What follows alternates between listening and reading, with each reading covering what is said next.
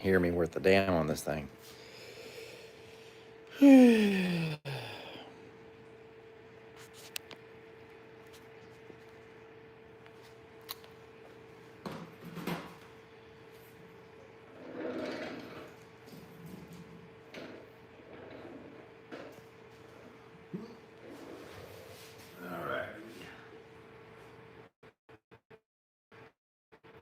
If anybody gets on here, I'll be shocked. I like this old phone, this newer one better. Figure out how to get back to this stuff so I can actually see your comments. Here we go.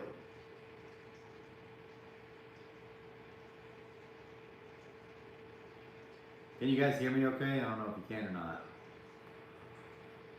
It doesn't look like I have anybody in here anyway, so it doesn't matter.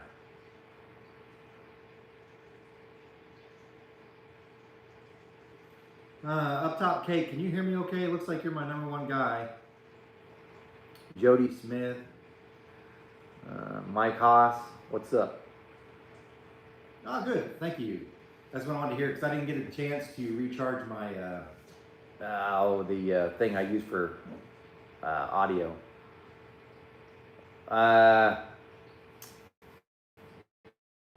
DM Cantor, can you hear me better at all? I'll try to move closer. Oh, lots of comments coming in, and you can ask anything. It doesn't have to be about the 23-year race. You literally can ask me anything. So now I'll go through each one of your questions that you ask. So no matter what it is, you won't offend me, so you can just ask. 79 Stroker, Trick Flow ended up sending some heads to test. I actually contacted Trick Flow this week, and because I said, you know, I'm getting ready to do this, and they said, yes, we're 100% interested in doing it. But they didn't give me an ETA when they would actually send any heads, so I don't have an answer when I'd actually get those. But maybe they're watching, which I doubt because they don't have that many fans.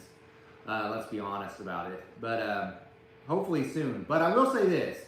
So today is Sunday the 10th, I think.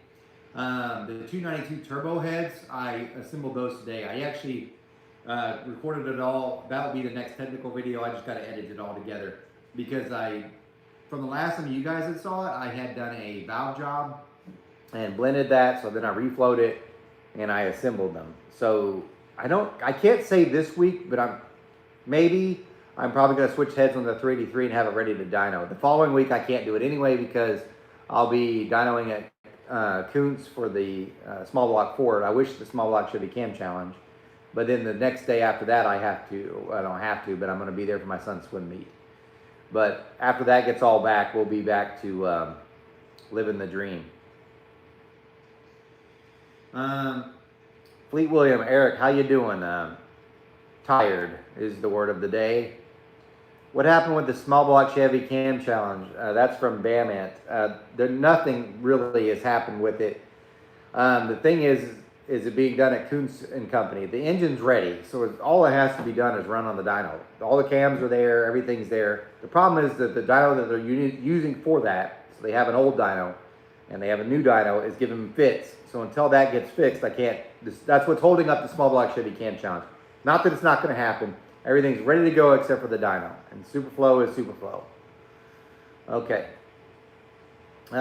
What is the pushrod CSA and total CSA of the ProMax Project 235 heads? The ones I did, off the top of my head, and I have a crappy memory, 2.51 minimum CSA at the pinch. The total CSA, you could just mathematically figure it out if you had 235 and the length, which is like 5.4, you figured out. Billy J. Williams, expected level of track pet for the 23 degrees. Slicks. There's no way I'm going to do it for radials. Because one, you have to spend more money in glue.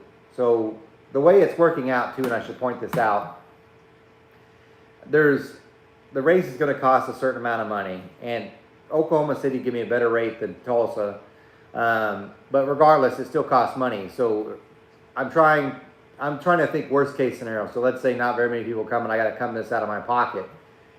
Each drum of glue you put down, it's like $1,500 a drum.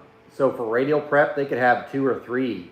So, and that's the other thing is not, radials used to be really, really popular and during the X275 times before things just got stupid with it. So I'm not doing it. It'd just be slicks. So it will be prepped, but not for radials. Fleet Williams, how can I make GT40P heads fast? You sell them, and then you get something different. The amount of money you spend in time and doing those, any aftermarket head beats it. It just isn't worth it. Todd Henshaw, Promax 215 or Broding's Dragon Slayers on a budget. The best thing I'd say, and I wish someone had told me and I would have listened when I was younger, is even though you're on a budget, save your money and get what you actually want. I haven't died on them back to back, but I bet they're pretty close. Up Top Cake. What can you say about two back cuts on the valve, 45, 30, 15? I don't really do that on a 45-degree seat because typical the angle on the face of the valve itself is 12, or that part. They have a 10-degree and a 9. I don't really ever get those because it's really hard to put a back cut on those. So you'd end up doing a 45, usually on 45 and between 33 and 30 on the back cut, and then you'd have your faces like 12. So it doesn't make sense to do it. Now on a 55, I will absolutely. Although I will say, this is one of those things you really have to play with because by chance, I had Victory make some valves, and I told them what, and I had to make them in steel just in case this didn't work. I didn't want to spend a whole lot of money on titanium valves just to find out they weren't going to flow very well. There's not enough material in the steel, so I asked for 3 back cuts, and I got them, but my last back cut was supposed to be really, really wide, not really wide, but wider. And I was like, well, I'll just flow with that. That one ended up being the best one by far, even down low. So sometimes what you think and what you know are 2 different things.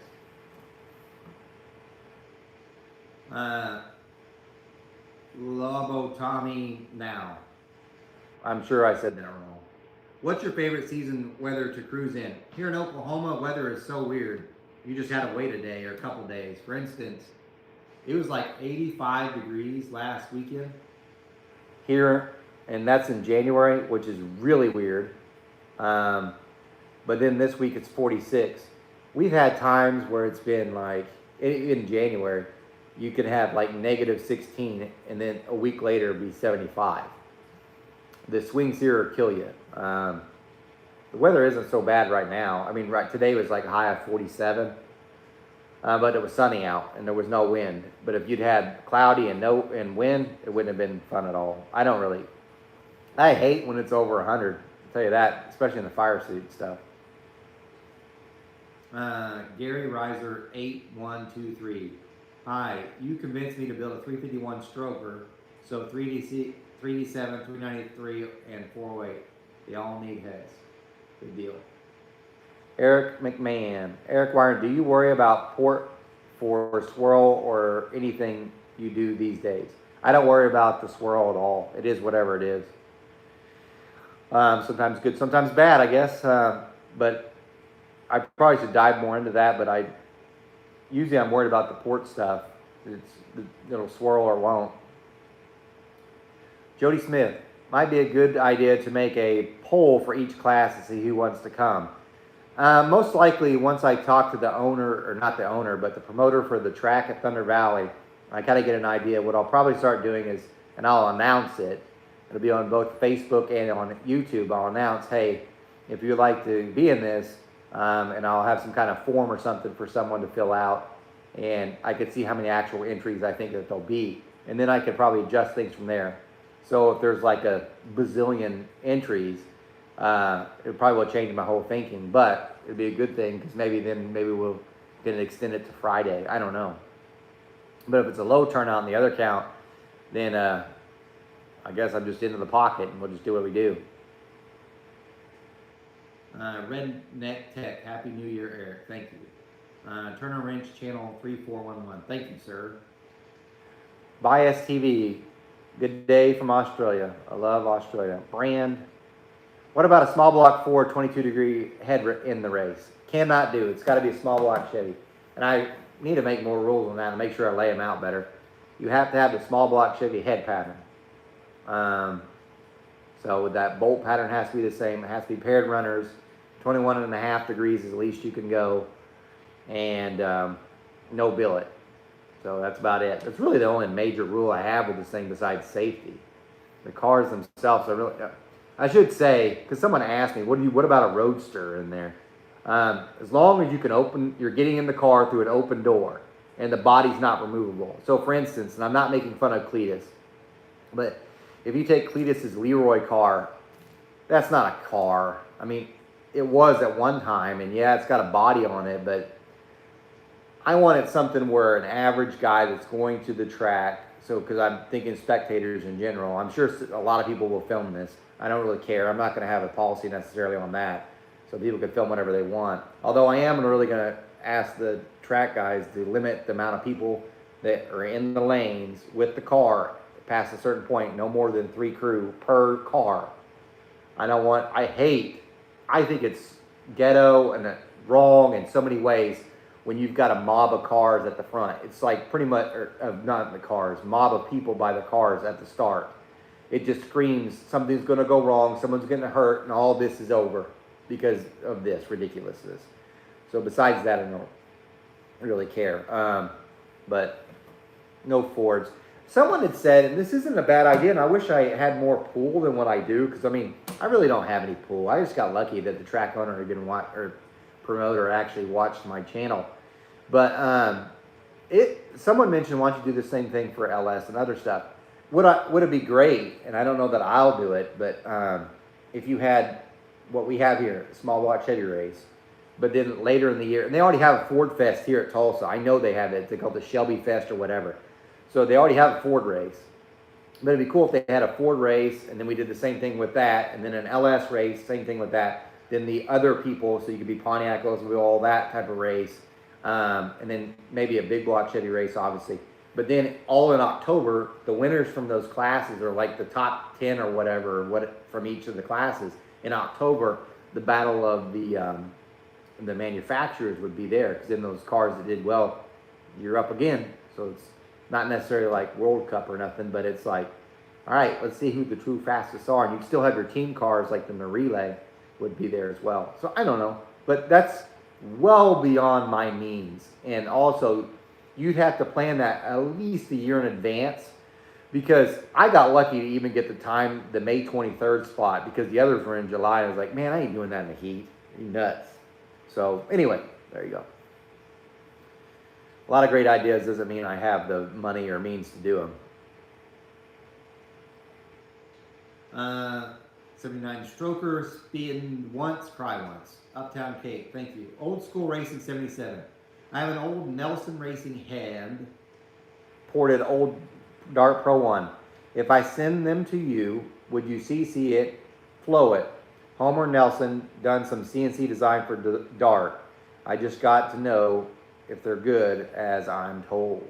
Yeah, you can send, anybody can do this. I mean, people have, and I tell you, if you want to send in a head and you want me to flow it, it costs $40 to flow a small block, $50 for a big block, only because I got to do 2 intake ports on the big block. And honestly, that's really, really cheap.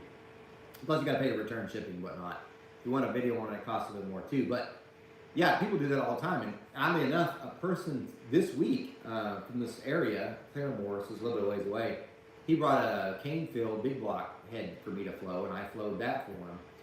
Loved the deal because he paid me in cash, so I got to take my wife out to eat yesterday, so good job there. And with my cousin, so that was awesome. So, but yeah, anybody can do that. No big deal. Hey, Eric, Camp Jeff sales are taking off. Thanks. I don't know if I had any part to do with that. This week's actually been kind of slow. I only had 2 orders. Probably because I'm a dick, right? So I'm going to probably put that on the comments, and I don't blame you. Eric, Chevy RC 3623. What do you think of the Flowtech 200cc head? I saw it in person. The floor goes straight up like the Pro top line, but short side looks kind of tall. Would you think that head would flow good after porting? I don't know. I haven't seen it in person, so I hate to judge it without looking. Ooh, finally. Someone asked a good question. T-Chaps.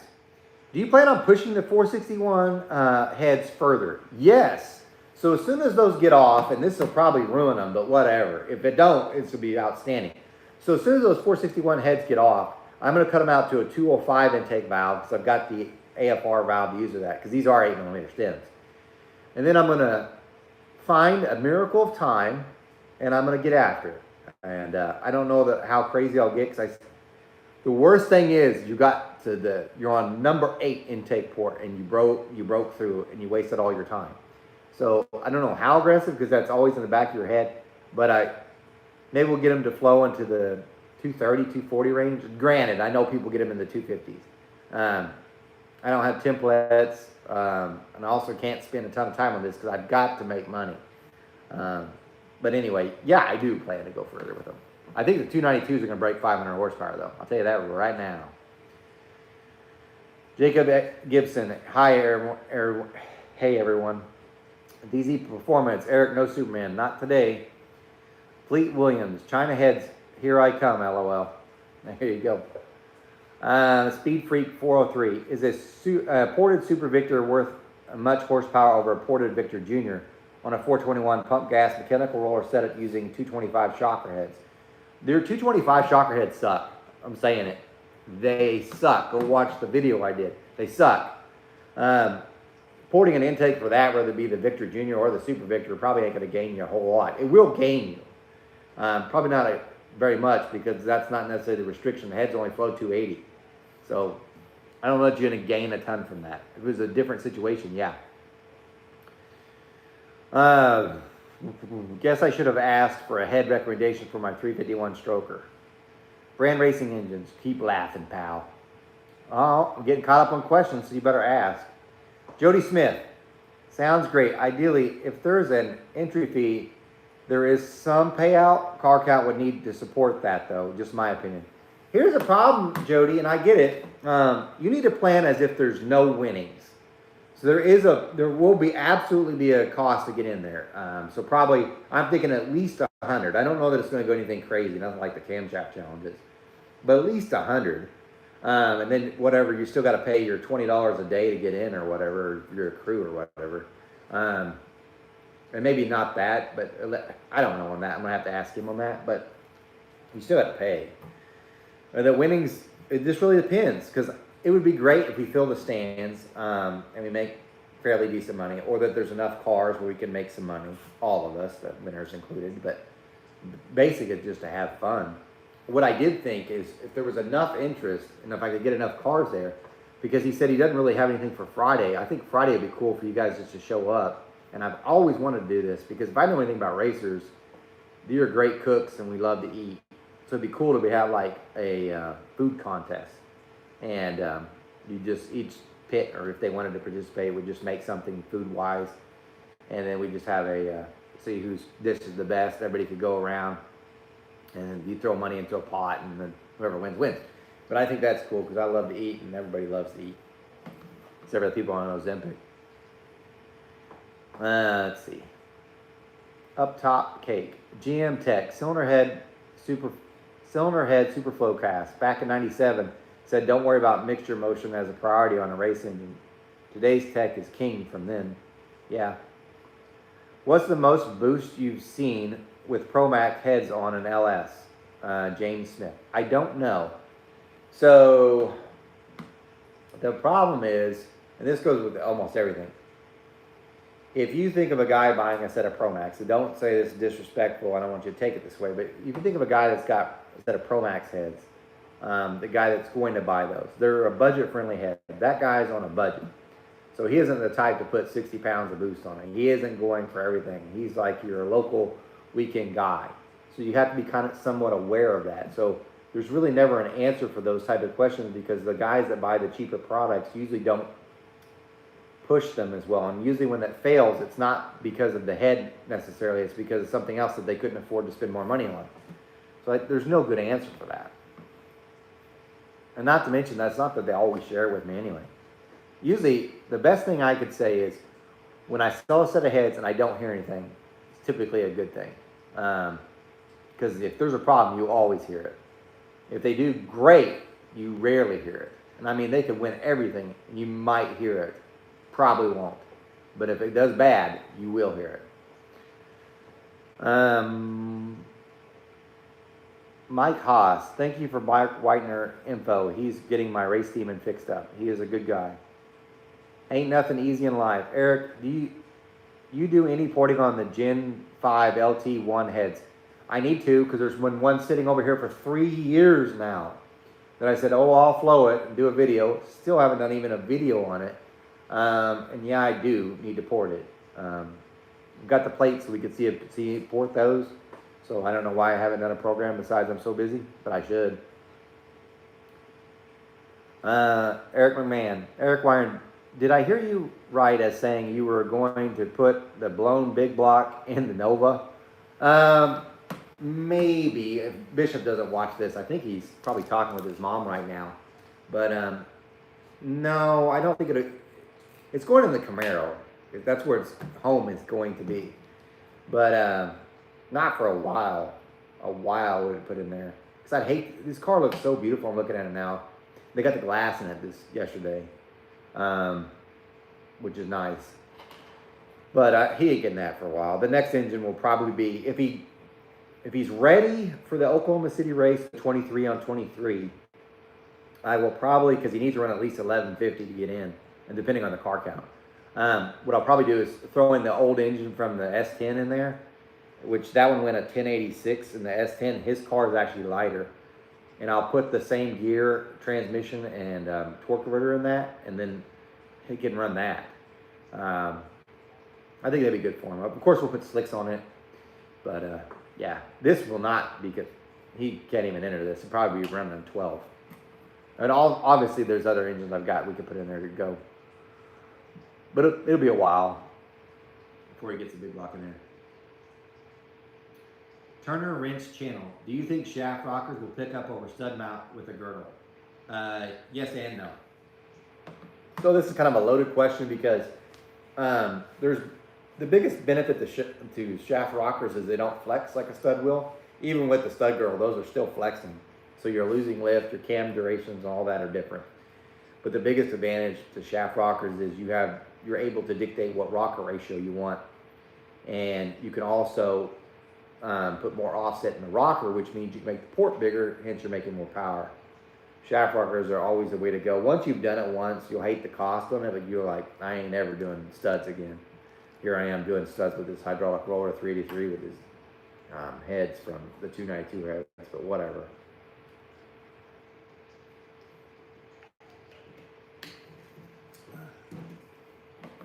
You guys don't ask questions, you're gonna hear some weird stories. Chevy RC 3623. My sprint car would whoop everyone in 22 degrees. LOL, just kidding. We need to get a rolling start because I can't stop.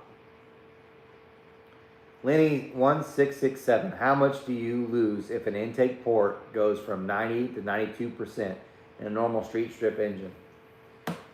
Since I've only got 76 people watching this, I'm going to tell you this one, and it's probably going to make some people upset, but I don't care. For the longest time, and even I made a video of what not to do is because people screw it up, but for the longest time, I'd heard from whenever I started porting, because I was listening to everybody, I'd read stuff on the internet, whatever else, right? Don't go over 90%. Then it was don't go over 91%. And there was this cat, in Collinsville, he's a head porter, and he was like, I don't see why they say that. He had experimented on the head, and he had a flow bench too, and he was using my flow bench. Anyway, he got it up to like 93%, and he's like, it never is worse anywhere. Why is this bad? And what ended up happening is just because people were watching this, or less people were watching this, I was like, screw it, let me try it. And I actually, before I did that, because this is about the time that this is happening, I know I go a little long on my stories. About the time that this is happening, forums are taking off on the internet.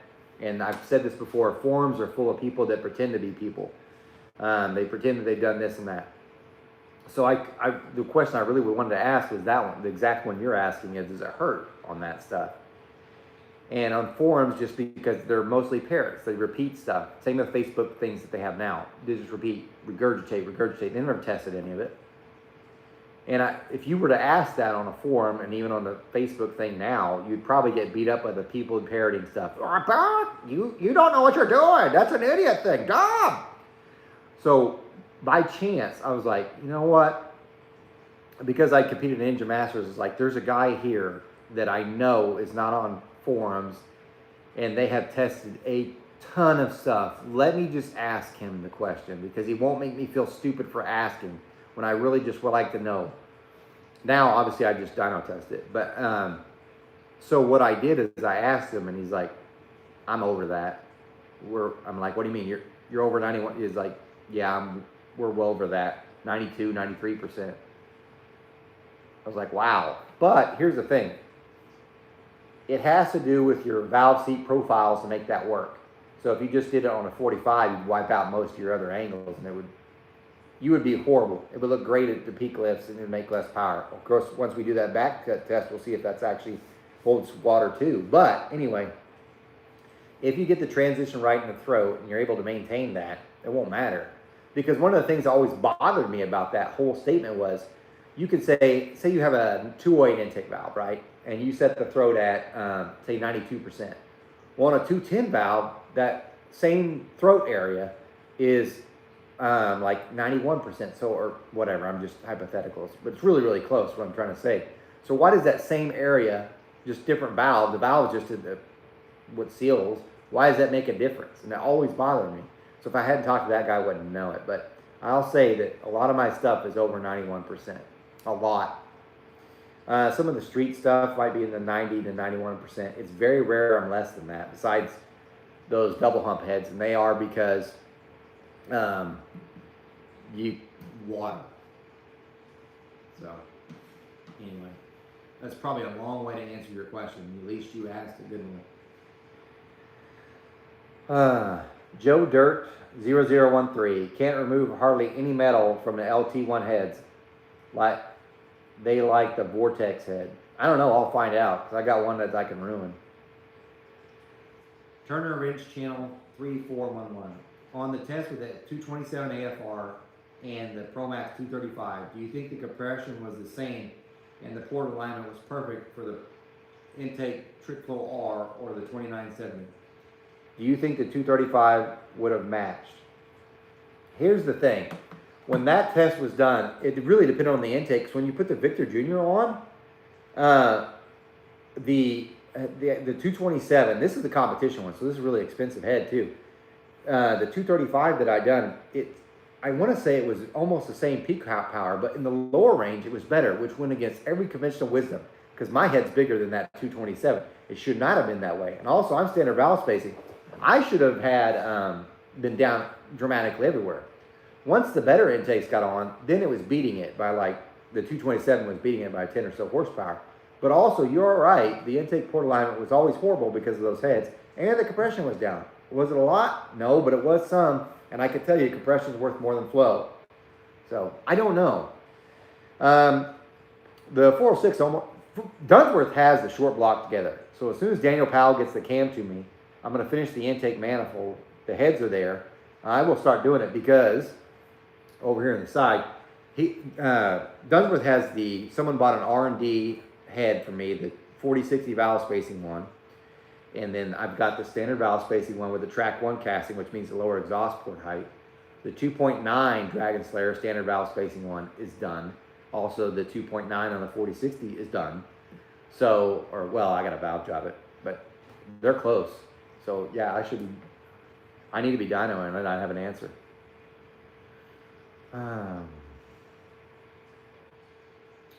Ain't nothing easy in life. Love to see the flow numbers on the Gen 5 LT1 heads after port drop. I'll show you all that. I don't know how good it is. Ain't nothing easy in life. How's the Nova coming along?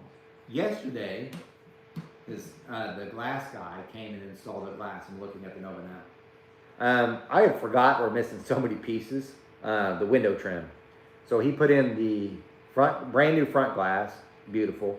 He reused my back glass because you can't get it. And then we end up putting the same quarter glass windows back in. The driver's side one seals okay. The passenger's is garbage. Today I broke down because I talked to my son because yes, I love him and I didn't, whatever. It's not what I wanted to spend money on, but you know, sometimes he's worth it. On eBay, a guy had a set of the 2 windows with the seals and the trim with the seals intact, and I bought them. But to your story though, the problem is he put the windshield in and he did a great job, and the rear view. Looks like I'm missing the 2 side pieces for the window trim in the front. Same with the rear. And they're beat up. So because I love my son, those actually are available. I went ahead and bought new ones today. Yep, done decisions. This car's nice. I did start working on the rear bumper, and I moved it closer to it, but I found out we have to reuse the side pieces, otherwise it looks like garbage. Those need painted. But it's essentially ready. I worked on the sun this weekend. You gonna pay attention to the chili bowl? No, that's from T-Chaps. Nah, man, that ain't me. I know people get all worked up on it, and it's cool, I guess. But you couldn't ever get in back in the day. Like, yeah, which may still be that way. You had to know somebody that knew somebody to get into the race. You get tickets to go to the race. That's usually used to be that way with Texas whenever NASCAR was going on and when it was big. So that could tell you how far NASCAR's fallen. But anyway, yeah, I don't think it's easy to get into, but also I'm so wrapped up in doing stuff anyway, I don't have time. 79 Stroker Awesome did the Engine Masters. I'm, for the most part, a Ford guy, and it was cool to see Kazi run the oddball 351M and the 400M and do well. He did. Turner Wrench Channel 3411. Thanks, Eric, for answering my questions. Chevy RC 3623. What's the most efficient head you can port to make it flow best, like AFR 195, 210 Profiler, 210 Profiler, 195, or what other brands of 200 heads? That's a loaded question. There's too much there. It's what casting can you get away with doing stuff without hitting water or in the right spot? I came up with this great program for the, sorry, this is in my leg, for the ProMax 200cc head, only to find out that head is,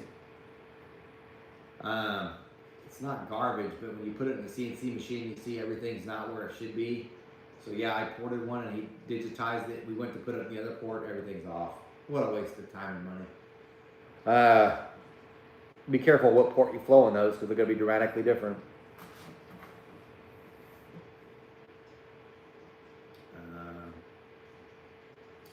Eric Ryan, when you start porting the LT heads, will you target different airspeeds since they are dry ports? I don't know. We'll see what happens. Turner Wrench Channel. Terry Wilkes is going to run your 235 program on my 215 Project X's. Is he? Because I didn't think he got permission. He hasn't asked me to do it unless Jason asked him to do that. That's ProMax's program. I have a 232 that he does for me, but unless he's not telling me and running that program for other people, but he still has the head for me that's being ported now. I really wouldn't. I guess if he told me, I probably wouldn't care. It's good, but it's not great. Joe Dirt 0013. Ruined both kinds. Very thin walls on the water side. Bill Brennick, my good buddy. If the 23-degree race takes off and becomes something, can you consider doing a 23 versus 20-degree small block Ford race? I'll make sure I can make it. I would love to, like I said. I do know here in Tulsa they've got this Shelby Nationals, and it's all a bunch of Ford stuff. But I don't know that they do it like what I'm doing, because really what I'm trying to do is prove how fast the 23-degree small block Chevy stuff is. But yeah, I would love to do that.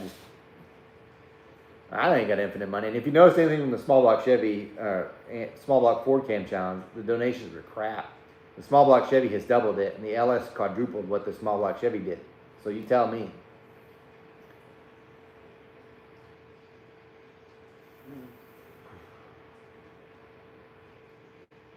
Joe Dirt, doing an airboat with my LT heads now. Okay. Turner Wrench Channel. Is 68cc as far as you can go, flattening on the 235s? I would like to get them as much lower up, but I don't think there's enough intake face. That is the problem. Or getting into the intake valve surface. It's not necessarily the valve surface, it's the intake face. It feels thin. You could obviously do some stuff about that, so you could put a plate at the bottom so you get better sealing surface there, but it's another attachment. But yeah, there's no other way unless you were an angle mill, but I don't angle mill. Sylvia, can you use a 90-degree pitot tube to measure intake port velocity? It's like a 180. The pitot tubes look like this that use port velocity. This is the one I use. Yes, I do use it, but why put it on camera? Pointless. Most people don't care anyway. Have you ever tested the old V-belt or serpentine belt cost more horsepower than dyno? No, because I don't have that set up. Gary wouldn't care, although he'd be like, this is dumb. And I'd be like, I know, Gary, but they want to see it. Blows, can you check your mic? We can barely hear you. Can someone else comment and tell me if you can hear me? Because it's off the phone, because I didn't want to hook up my stuff because I have the charger running into the phone. Otherwise, this would be a 5-minute live feed. Which I can hear on the phone that I'm watching, so I don't know.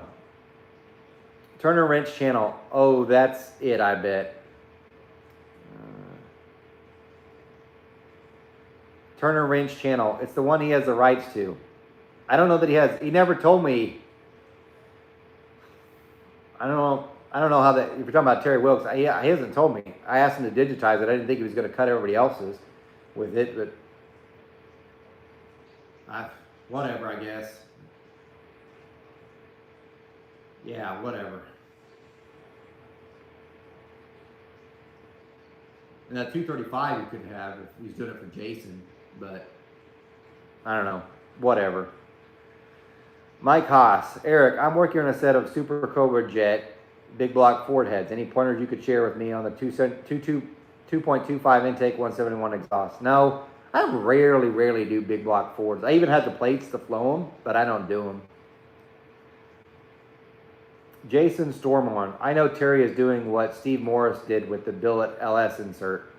He talked about it, so I don't know. Hagawan small block Chevy, sometimes. 79 stroker. Talk along about the head program. Is it common for companies to digitize company's head port and sell it as their own? Okay, I will talk about that. So, in case you want to know, I don't own a CNC machine. I don't mind saying that. It's $350,000.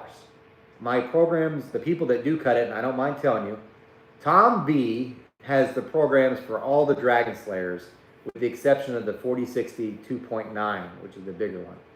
He cuts majority of my stuff. The downside is he charges quite a bit to cut them. Quite a bit. That's why the Dragon Slayers are so expensive. He charges quite a bit, and then FedEx, did the end of year taxes, by the way.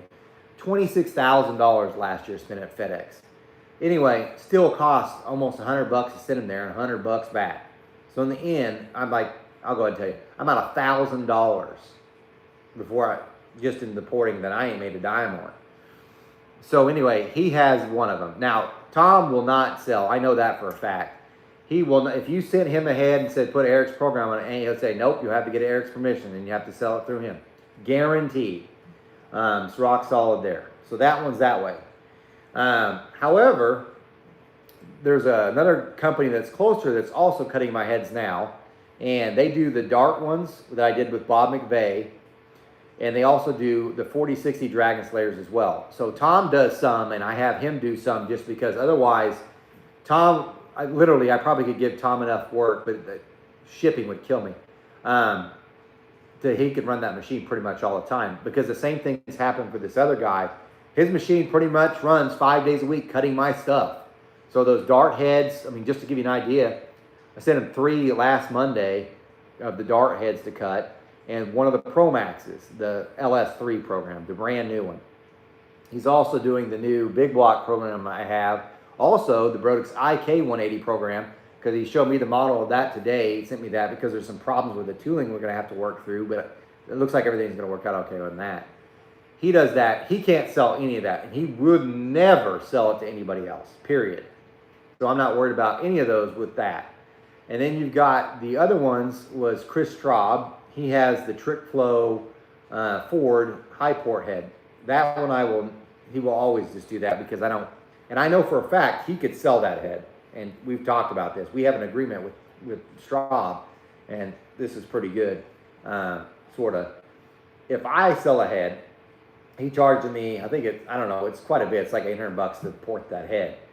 But when he does the head, he pays, so if someone orders the head directly from him, he pays me $400. I don't have to ever deal with it or none of that. So, but regardless, that's how it goes with him. He can't sell without me getting a cut, which is fine. He also has my Brodix D and 9 heads. He's got that program, which we've cut exactly one. I don't think anybody's ever going to buy that, but he did it. Tom also has my SR20 program too.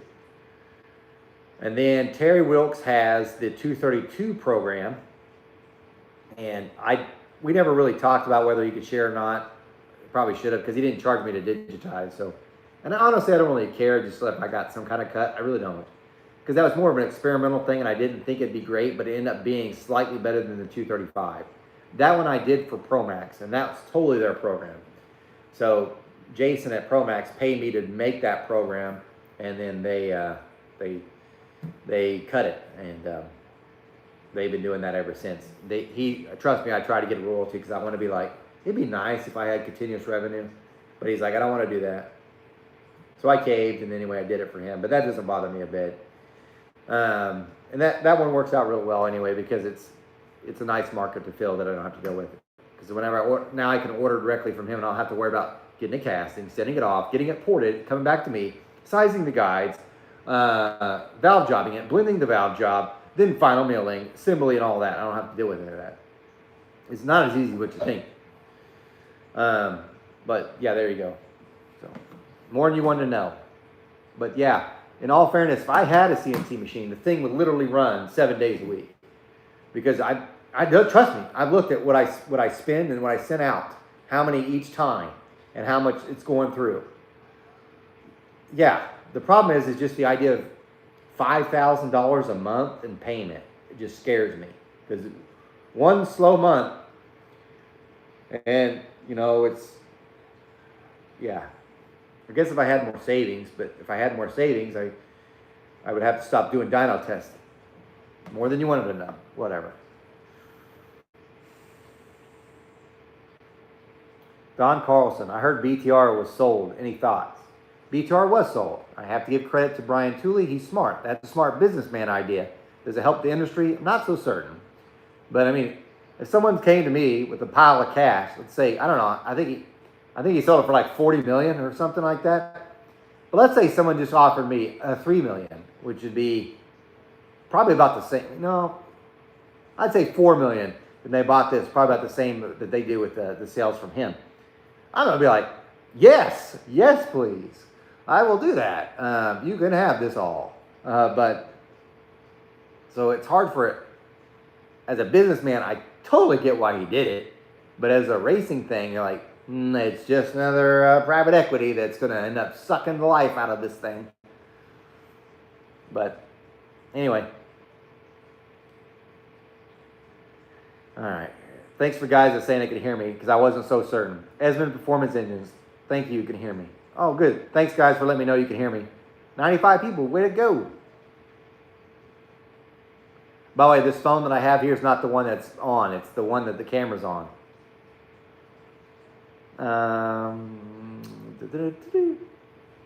Yeah, I should use this phone for answering for personal stuff. So this way I wouldn't have to have the phone driving me nuts. Yes, someone even called me today. I didn't answer. Good afternoon, Eric. Have you ever done Dragon Slayer 320 big block Chevy heads? Those are the same as the 2 extra heads. No, because I don't think they're that good. The two stuff's not good. Although I will say I am doing a program for a big block Chevy that involves that one. I'm going to wait till I'm done because I'm excited about that one. I think that one's going to be a really good seller. If CNC porting costs you a lot and problems with core shift on the head, why not go back to hand porting? In all fairness, the hand porting stuff made me a better head porter, no doubt. So I was watching Chad, he's kind of my competition, but he kept doing all this stuff. I was like, each year, like I was changing every 6 months what I was doing, because you do so much time on the flow bench because you do it hand porting stuff, and you're like, this is something different I didn't thought of, you know what I mean?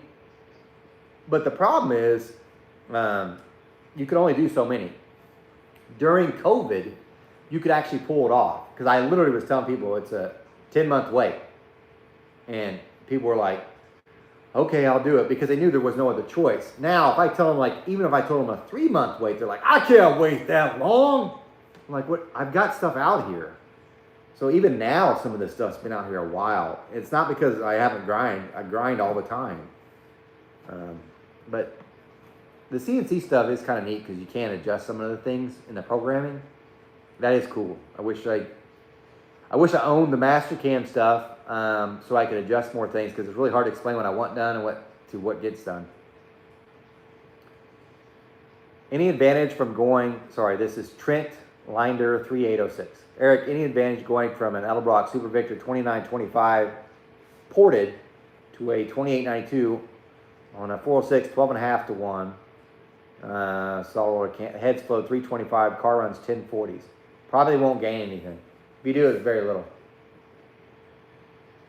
James Smith, what kind of turnaround time do you try to shoot for on the CNC port job on the LS3 heads? Well, see, I'm supposed to do the CNC program 4 instead of 821 heads, and I'm really debating about either doing it.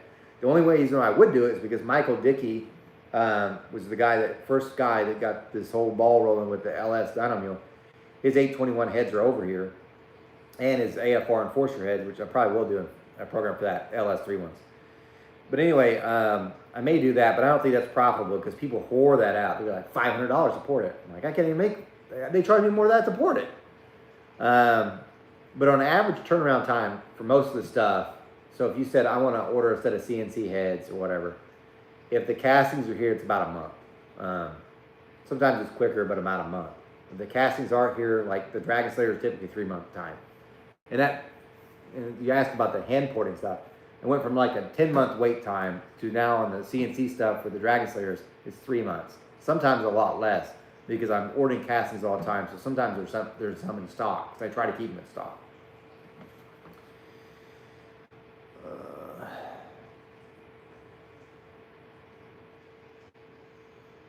Jody Smith, Eric, on a big block head, when you fully port them, how much more power would they increase?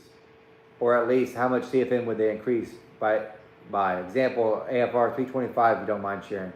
There's a head here right now that I'm gonna start porting tomorrow, I guess. That's 325. I think they only flow like 380 or something like that. They'll be in the 420s, 430 range. It kind of depends on, you can't necessarily judge the flow. For instance, the 540, which is the most, that engine's weird. Pro Max heads, I milled them down, I put a 50-degree valve job, and they flowed 386. It made 911. But on the AFR 385s, they flowed considerably more. A little bit less compression, obviously, and it made 915. And so then I was like, okay, I fully port the Pro Max, still with the small chamber. I think it grew a little bit. Thinking, man, this is it. But I could have made it flow more if I didn't enlarge the chamber. When I keep the compression ratio up, 922. Trust me, that was a kick in the nuts. So there's a lot of variables. In other words, what it did teach me is there's another restriction and I need to find it.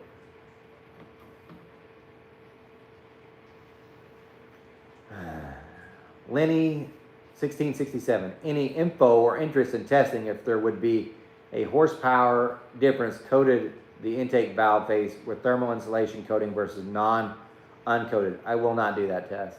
That to me is pointless. I always run coated titanium valve just for wear, but I don't coat steel valves.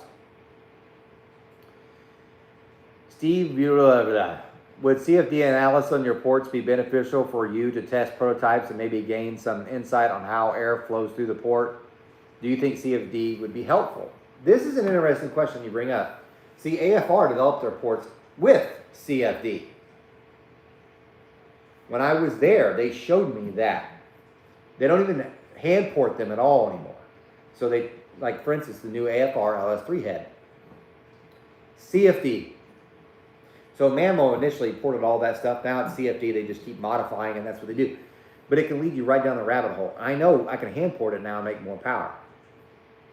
So CFD isn't everything. It's like asking AI a question. It might get it right. It may not. because the CFD, don't get me wrong, it is very beneficial, but it isn't going to be it's not like the holy grail. It only can rely on the inputs that it has. There are other variables that they may not even know of, that we don't even know exist yet, or other things, factors that play a part. So it's not the end all. And by the way, AFR said that too. T-Chaps, if you had to choose between New Way cutters and Sioux grinding stones for do-it-yourselfers, which would you choose and why? I wouldn't even bother. You're wasting your money on that stuff. I would go to a machine shop and have them cut it yourself, have them cut it with the proper angles. It's cheaper than you getting that stuff. You're like, well, if I do it 2 or 3 times, yeah. Also, you could screw up 1 or 2 times and you're back in the same point. That stuff's a waste of money. So even when I first started, I was like, oh yeah, it's a waste of money. Time taught me, waste of money.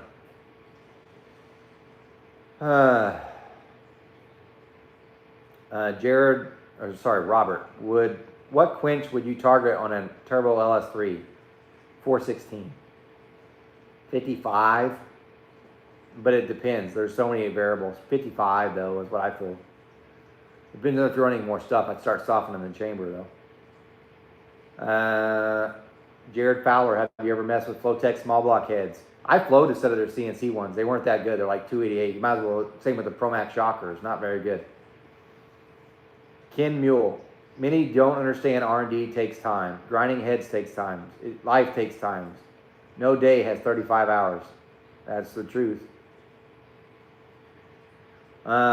Rich, whatever your name is, do you have any experience with the RHS Pro Action Pro Elite CNC big block heads? Do they flow, and do you have a massage tricks from them? You know what's funny is the actual very first CNC program I ever had was on the RHS 320s, and it's a cast iron head and sitting right over there because that guy brought it back, so I just freshened it up. That was in 2010. The head was amazing. Many other people did programs for that too. The head doesn't exist. So talk about pointless stuff done. Yeah, they are good heads. I don't know about their own CNC version, but everybody else's, including mine, was amazing.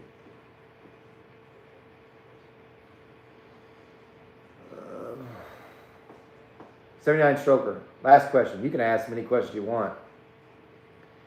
If I have a twin turbo 351 Windsor currently on an old 225 AFR with a Super Victor swapping to a Trick Flow 250cc high ram, is the high ram power loss to Super Victor? Hell no. I don't know who tells people that garbage. High rams beat the Super Victors. It's a tunnel ram. They win. 79 stroker. I was the guy that emailed you about porting a small block Ford high ram from Canada. Don Carlson, you have a great question, by the way, because I just happened to preview this beforehand. I guess you never got Steve or Kyle Moore's interested in a port job. No. So here's your interesting story since you asked. And I got nothing against either one of them. So we're at PRI. And I know his car's there because he did his whole build up on it. And if you might remember, like the months before, and people thought it was a publicity stunt that I said, Steve Morris is wrong, which he still is wrong. He's wrong. That was wrong what he said. It's wrong. It's easy to test wrong. Matter of fact, I almost did this because I was like, but I let it go. I didn't. Because people were like, his fan base came after me saying, there's no way it could, he's right. It can't breathe in that much air. Yeah, it can't suck in the, I don't have the head on the bench. It can't suck in the air from the port. You're wrong. And you know what showed up at my door was a customer of mine had blown up a piston. And if you have any engines that have ever been blown up, you'll know why what he said was completely false. Because it blew up a piston, cylinder, let's say 4. The pieces got all the way in the other side, cylinder head. So you tell me, and by the way, shut off that quick. How did the pistons get from there, embed themselves into the deck on the farthest side in less than a second? Yeah, that just totally disproves what he said. So I don't know why. Maybe he does that to get clicks because people are like, you're wrong, clickety clack clack. But anyway, which would be a smart. So maybe I should look like maybe do some dumb things so people would comment and tell me how much of a moron I am, so I get more analytics to help things. I don't know. But anyway, back to the point. So I made that video, not because I was trying to get any clout or build my stuff up. Didn't really care. Because in all fairness, I test stiff stuff. I watch his videos. I watch every Tuesday and Thursday. But in all fairness, they're kind of boring. He's almost like me. He repeats himself, but he doesn't really show any dyno tests. It's not stuff I find interesting most of the time. So I actually think I show more dyno tests than he does, and I have not even a fifth of his viewers. But and I'm not knocking him. Whatever, he's very successful. You can't argue with success. You can't argue with success. To PRI, I'm thinking, because he wrote back and he even mentioned me in a video, I thought, oh, this guy knows who I am and everything else. We're at PRI. It's the last day. And by chance, I actually saw him because we went back in the stadium. He was by his car. Some other people talked to him. They're fanboying, and I just let it go. And I was with my bros, and I almost said, record this. Because I almost went up to him, and I was like, because this will be hilarious. Just wanted to go up to him and be like, hey, just letting you know, you're wrong. Just see his reaction. But I didn't, because I was like, you are a dick 90% of the time, but you don't have to be at this 10% of the time. But I did go up to him. I was like, hey, Steve. And he's like, hey. And he didn't have a clue who I was. And he had to look down at my badge to know who I was. So I was a nobody. So to answer your question, do I think he's ever going to contact me to port a set of cylinder heads? He did one time, and then he ended up on that same video because he asked how long it would take. It was a set of 243s that he ported. And I said, well, I'll be honest with you, probably going to take me 3 months. And he said, oh man, I get it. And he was totally cool about it. But then on the next video, he had Sean Hooper with the heads, because I even texted him, maybe I could do a CNC program because I have a set of 243s done. And that customer specifically said, hey, you can digitize those. Those are going to get digitized. And we'll have a program for that. And that would have taken maybe, I don't know, a couple weeks. But regardless, sometimes in our own heads, we are bigger than we are. And I am not, I can tell you, I'm not bigger. So Steve is here. Like I'm going to go off camera. And I'm just a little bitty guy in my little bitty pond of nothing.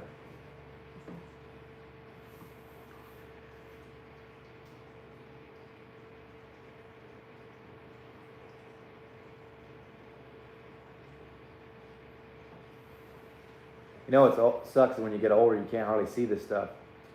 K. Casper. Have you ever ported 867 Pontiac heads? You can actually go watch a video on that. I did. I love those heads. There's actually a set here I need to flow. Maybe I'll keep watching. Maybe I'll just put that as like a random Wednesday video. It's not worth in-depth video, so maybe be a short one. But yeah, they're here. Someone else ported this set. Esmond Performance. Have you ever flowed the Promax cast iron vortex heads? I have. It's also in the video. You'd have to go back and look. CL 496. I have a set of Brodix small block Chevys numbers why do you give me numbers? Like I can look that up. The comments go away whenever you guys leave, by the way. So whatever. That's like when people tell me, I got comp cam 12-44-32. Do you think it's a good cam? No, I don't even know. It's like, why don't you give me your social security number and let me tell you which person you are too. I can't remember that stuff. You'd have to tell me what head it actually is. Is it the Dragon Slayer? Is it track 1? You can look it up. They have a spot on their site to look it up. You can literally type in those numbers and it will tell you what their casting is. It's on Brodix's website and it will say -3 or track 1, made in 1998.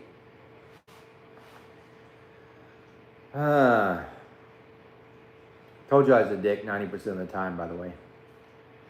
Gore 9731. Will big box Chevy aluminum open chamber heads cause that much of a drop in compression compared to old school cast iron closed chamber heads? Can you expand the open chamber versus closed chamber? Excuse me. You will lose a lot of compression, which is probably a loss. But it depends. Because some of those closed chamber heads flow so badly that the open chambers, because they flow more air, even though it lost compression, still makes more power. Weird, I know. James Smith, I've had plenty of parts destroy stuff on the other bank. Yep. Would you try to order Racer Pro Australian head to try porting them and that have porter's casting race runner 23-degree head? That Racer Pro that you brought up, I know you follow my channel. There's more to that story. So 2007. Tony Bischoff had the small block Chevy that entered. That was a Racer Pro raised runner head. Racer Pro then used, because Tony moved things around, did a whole bunch of stuff. The head was amazing. Racer Pro then made that head and sold that head, and Tony used to sell that head too. Matter of fact, Joe Carroll used it in one of his Engine Master Challenges. The head was amazing. So that head's been around for a while. But no, I'm not going to order from Australia because that's got to cost a fortune. And I've got, sadly, no one else makes raised runner heads anymore. Brodix, I have the program, I forgot that. Ryer Morrison also has a CNC program for me. They have one for the 10XRI head. They did that one whenever Darren was there for me. But no one ever ordered that head. Not one. And now I can't even order the head because Brodix is like, we'll make it, but it might take us a year.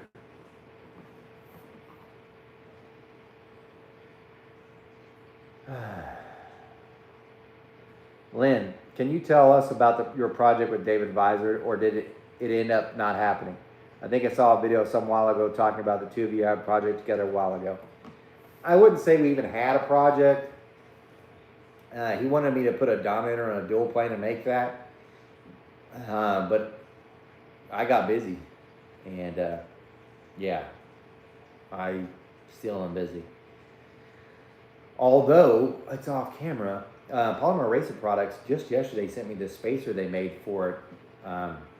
They think it's going to be better on a dual plane to put a Dominator on it because we've already tested that. They made this special one to try for it. It might be the ticket.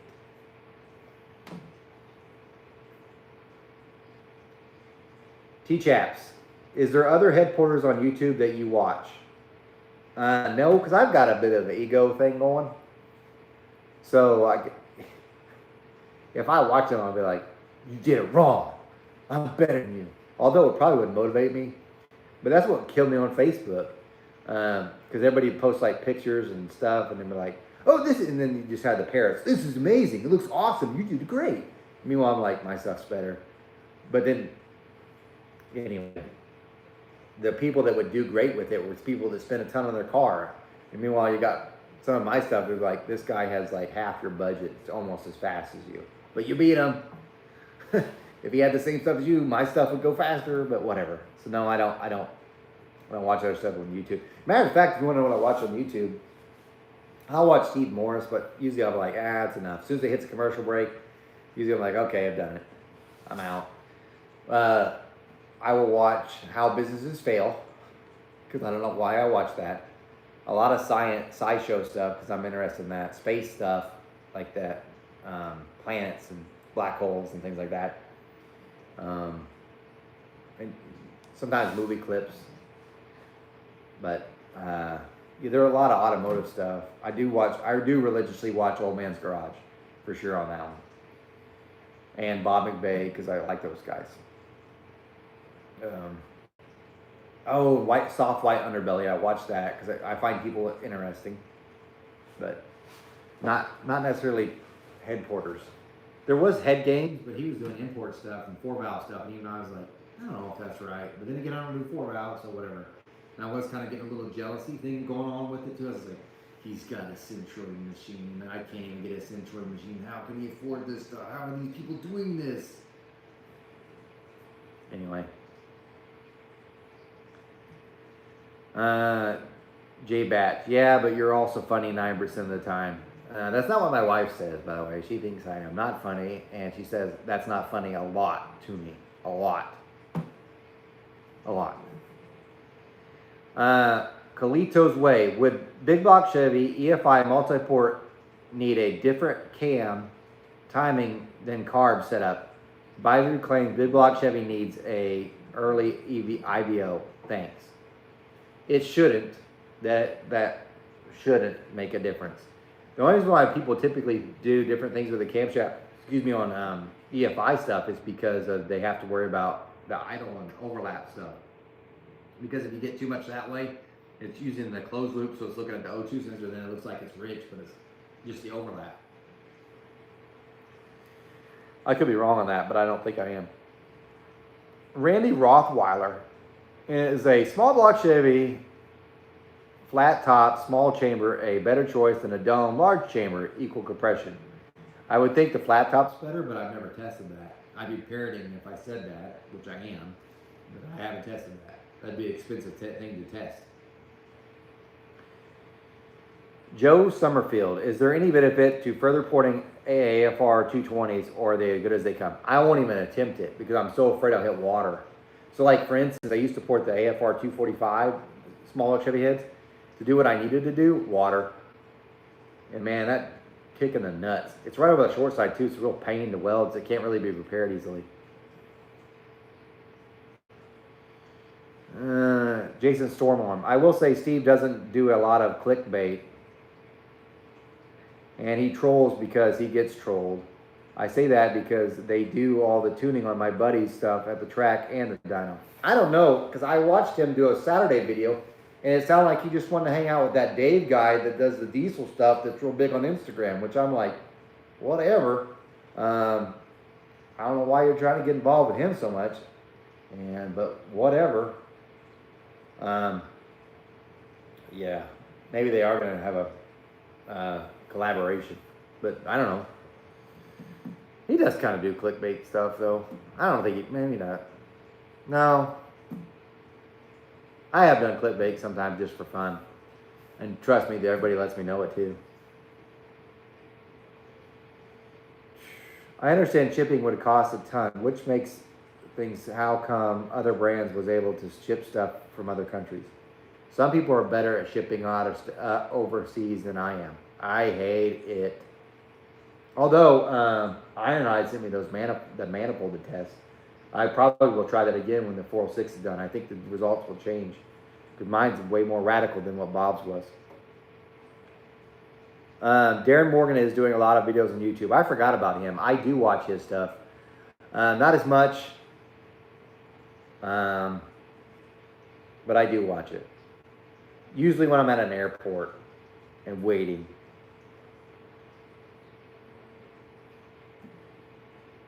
Have you ever used killer carbide burrs? I did. They sent me some, and they were really nice to send them to me, but they were resharpens. And because they were so sharp, they dug in, and it's not that I can't control them at all, but it wasn't cutting like I wanted. So I prefer just brand new carbide burrs. I don't use resharpens. It probably would have been perfect for cast iron, though. James Smith, what is the deciding factor on when to use or not use titanium valves over 7,500 RPM? Jason Storm, the guy who claims 23 degree is king, gets me. Yeah, I get it. He has a good, that's the thing though. I got to admire his business because he was able to sell all of his programs and he's still selling them. I can't even do that. I just suck. I am not good at business. I'm just good at heads. And coming up with stupid ideas that are really entertaining to watch that cost a fortune to make. That only a few people watch, but then they really regret whether they didn't watch it. Or people steal and then put on their own TikToks. Don Carlson, I think everyone watching appreciates your honesty and frankness. Back in the day, we'd say, you're good at calling BS. Yeah, a lot of good that does. A lot of good it does.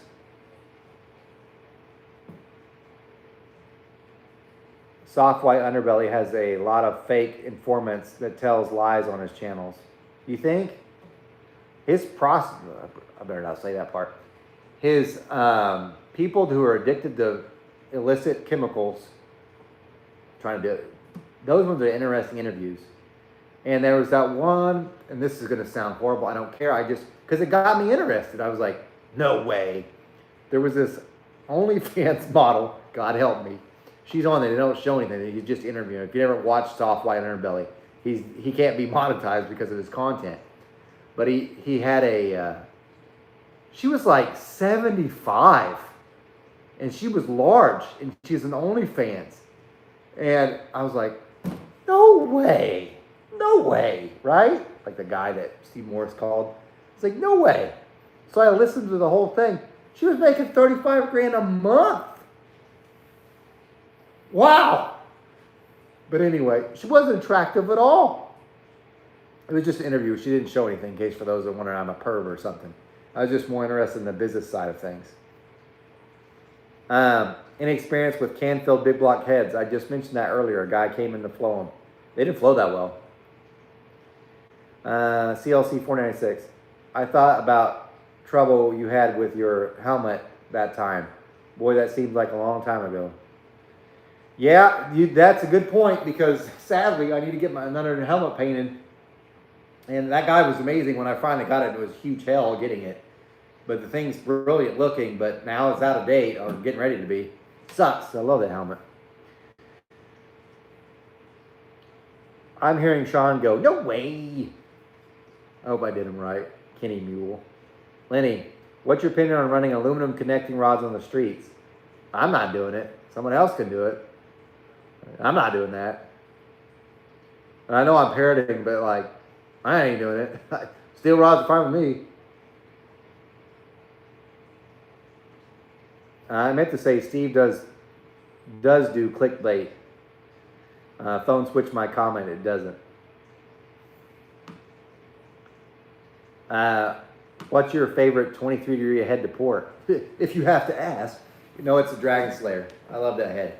I've done so much stuff with it. Like, I probably play with just about everything, but then I keep coming up with new ideas and new things to try. So yeah, that's probably my favorite. Just because I know what I can do and what I can't do. I know where the core shift is on them because I've done so many. Yeah, that one's it. Profilers used to be really good ones to do too, but the problem is they went up in price before COVID hit, and it went from being okay, not bad, reasonable price, to what in the world are you thinking? You don't even have a CNC chamber.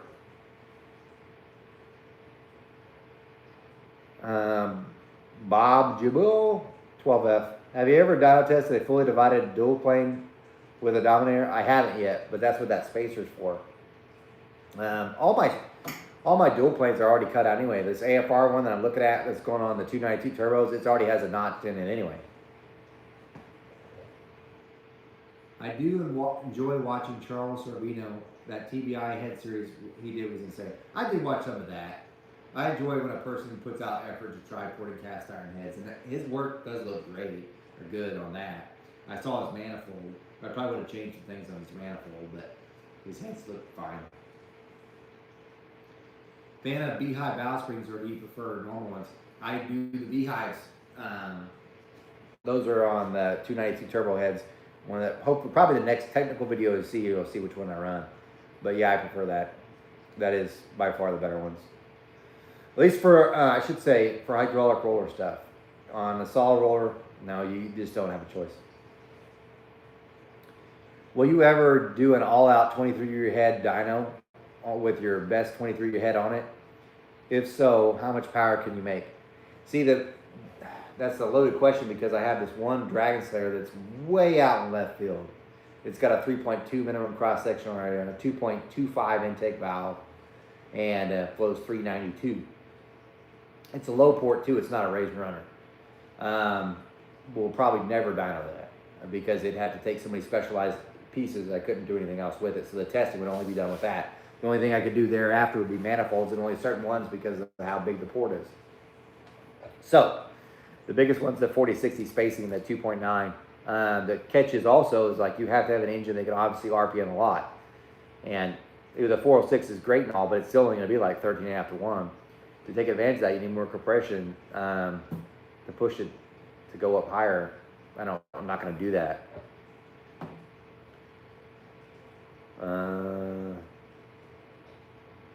I've got a full set of Mickey Thompson aluminum rods you can run. No, thank you. I mean, thanks, but I just won't do it. Also, it'll probably hit everything, my cam, everything. Your opinion on gapless rings, how much power are they worth? 0. Well, maybe 5. You'd be better off to do the gas ported rings, or get your pistons gas ported. I think that's the better option, period. You make more power that way. That I know for sure. Where does the cut down dual plane intake center start to affect RPM to RPM? I don't have an answer for that. It'd be guessing at best. if your Dragon Slayers are your favorite for big displacement, is Profiler your favorite for small displacement, or what would you choose for a 350 to port? I'm finishing the Brodix IK 180 program. That one's being finished right now. That's what the guy contacted me with. So on the smaller stuff, it's the way I have it is my smallest one is the Brodix IK program. I love that thing. I don't know how I even sell that many. I would hope, because there's a lot of those heads out there. So if someone could send theirs in, obviously I could port that on, run it through the program, and everything would be fine. That will go into 383 that we'll test on the dyno. But that's the smallest one. Great probably for street stuff, and great for probably strip too, but nothing crazy. After that, then you have the dark 227s that I have. That one's imitation. Those ones are really, really good. Found something with that that's actually making them even better. And then we have the 232. It's a Pro Max, or I could do it on an AFR casting. The 210, if you have that one, I could do it on that. Then I have the 235 Pro Max. They're both about the same. Then it goes into the Dragon Slayers, and you got the 253 standard rocker, stud rocker, 253 that requires shaft rockers, the 253 that requires a Pro Series shaft rocker, 2.9 minimum cross section. Then you go into the 40-60 spacing, and you got the regular one, still requires shaft rocker. Then the next one requires a Pro Series because it's 2.9. And then the big ass is what the other one is. And that one's just a different world altogether. But no, I don't do for lower size stuff, typically I'll do either an AFR Enforcer, or I'll do the Brodix IK heads.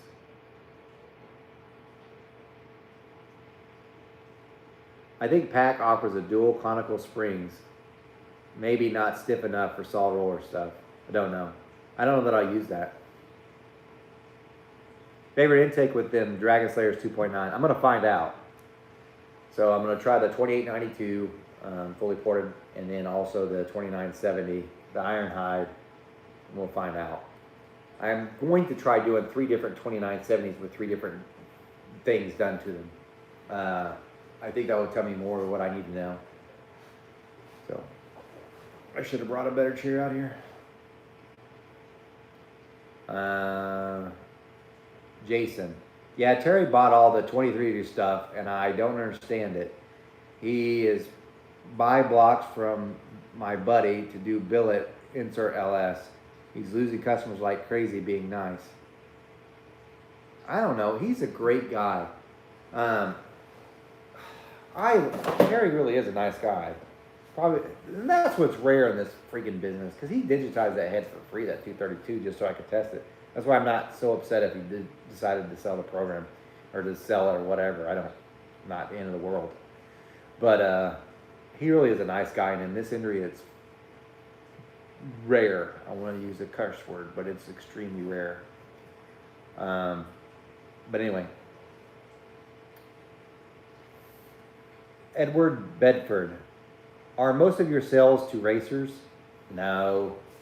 I'd say the majority of sales are to like street strip guys. That's the main majority. I don't have a whole lot of high-end clients. Probably because I don't push it. You have to be, if you're wanting to get into this, you have to be a freaking salesman. And I am not good at being a salesman. And I think someone just brought up something I'm about to mention too. Do you have a program for the knockoff enforcers? I have a set of the NKBs I like to use on a mild street motor, 450 horsepower. Let me move this over because I want to show you this. They're behind me. So bear with me. You guys are so lucky. I feel like an influencer when I say, you guys are so lucky. I'm going to show you some cool stuff. It's not really cool. It's like how not to do things. Hopefully you can hear me. I'm going to scream louder so you can. Not that one. I know I got it here. Where are you? Give me just a second. That's it. I swear I'm right here. I'm just getting ahead.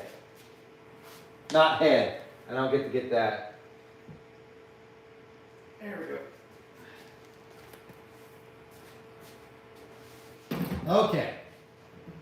I know you probably can't see me, but so you know how I said I can run that dark program and I can put it on a DNA head because someone asked me?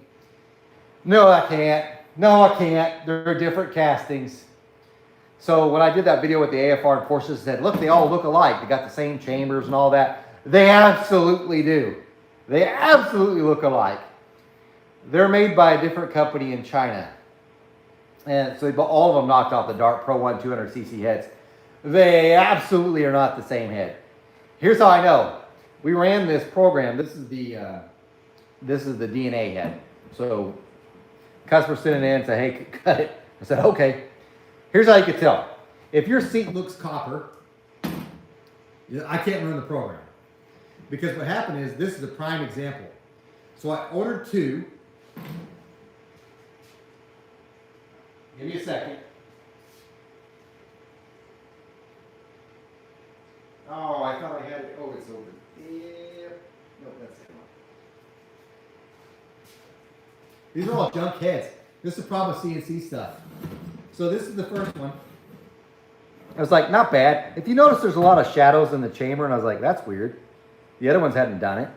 And I look in the ports, and they look great, except for, and you probably can't even see it on camera, but I sure cared.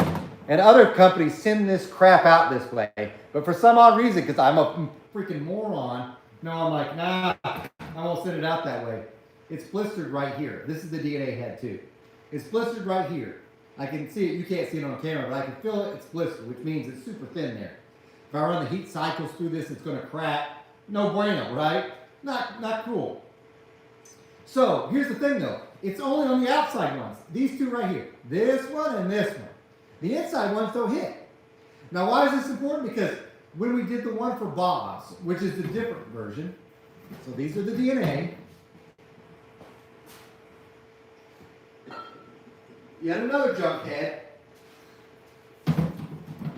This is mine. Here's how you can tell if I can run the program. See how the seat looks like it's silver? If yours looks copper, can't run it. It looks like the same head. This one was a pound and a half heavier than the DNA. Different seats. When we did this, I did the initial model, and he digitized. I said, digitize this port, the push rod slot, and he did. And I said, hey, push that. Can you go in the program and move this over so we can make the pinch bigger without breaking through? You know, give me like 40 thou before it breaks. Absolutely. Digitized all of it, and we ran them. Did it cut like, I don't know, 6 sets. In case you're wondering what's wrong with this head, this is a funny one. The problem with this head, if you look at the chambers, they should look like this, and they look like this. It's because he accidentally put the 4060 Dragon Slayer program into the head. So the chamber has that in there. Well, then also cutting, and that's why it's got the step, is because then it tried to put the other one in. So this head's junk, but a nice, interesting lesson learned. I'm coming back.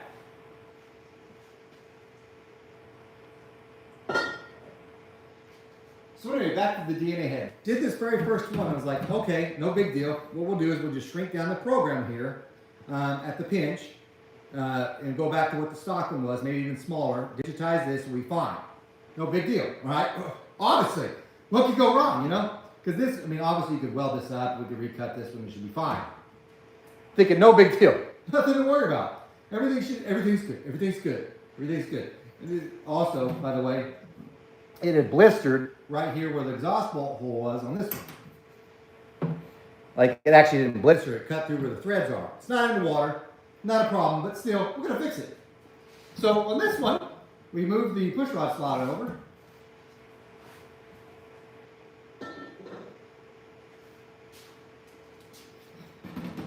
Move the push rod slot over, cool. But as you notice, there's a lot of shadows and stuff in the chamber. I'm like, that's, and he told me, he's like, that's, it's not really cleaning up the chambers. Yeah, it sucks. Oh well, I'll just hit it with the cartridge roll. That's strange. And then on this, look what we did. He put the little bulge there by the bolt hole so that we wouldn't have to have the little threads thrown there. Just nice little additive on this. So I was like, no big deal. We can still use the DNA head. Incorrect. Which I don't even know if the camera's going to capture this. But if you look down that intake runner, there's a hole on the short side. Big old hole. Because when it got off, I was like, that looks like a blister on the short side. Yeah, that's weird. So I took my little pick and I stabbed through it. Then I stabbed through 3 others on the same head. You know, you're like, what? I don't get it. You get it. What's the problem? Your program's too thin, right? You just messed up. No. It's the DNA head. This one, because I started measuring the bolt thickness from here, that to this, the other head is 20 thou difference, which is still, that means this only had 30 thousandths or 40 thousandths between the short side and water. And I was like, oh crap, don't tell me all the others are like that. So what I did was, digging it back out, hold on. Since this is the head casting that I do use, it's the same one that Bob has on the stuff. I was like, I'm going to grind in the short side, which again, your camera probably can't capture. Grind in the same spot on that short side to see how much material I actually do have, because this head's already ruined. I'm over 100 thou down, and I still haven't broke through. So I can't do the DNA heads, but if your head has a cast, silver looking seat, I can do that. That's the same as the Enforcer head. This one for sure is. But if you have a copper looking seat, it's a different company, different water core, it's a pound less, and it shows. So hopefully that answers your question.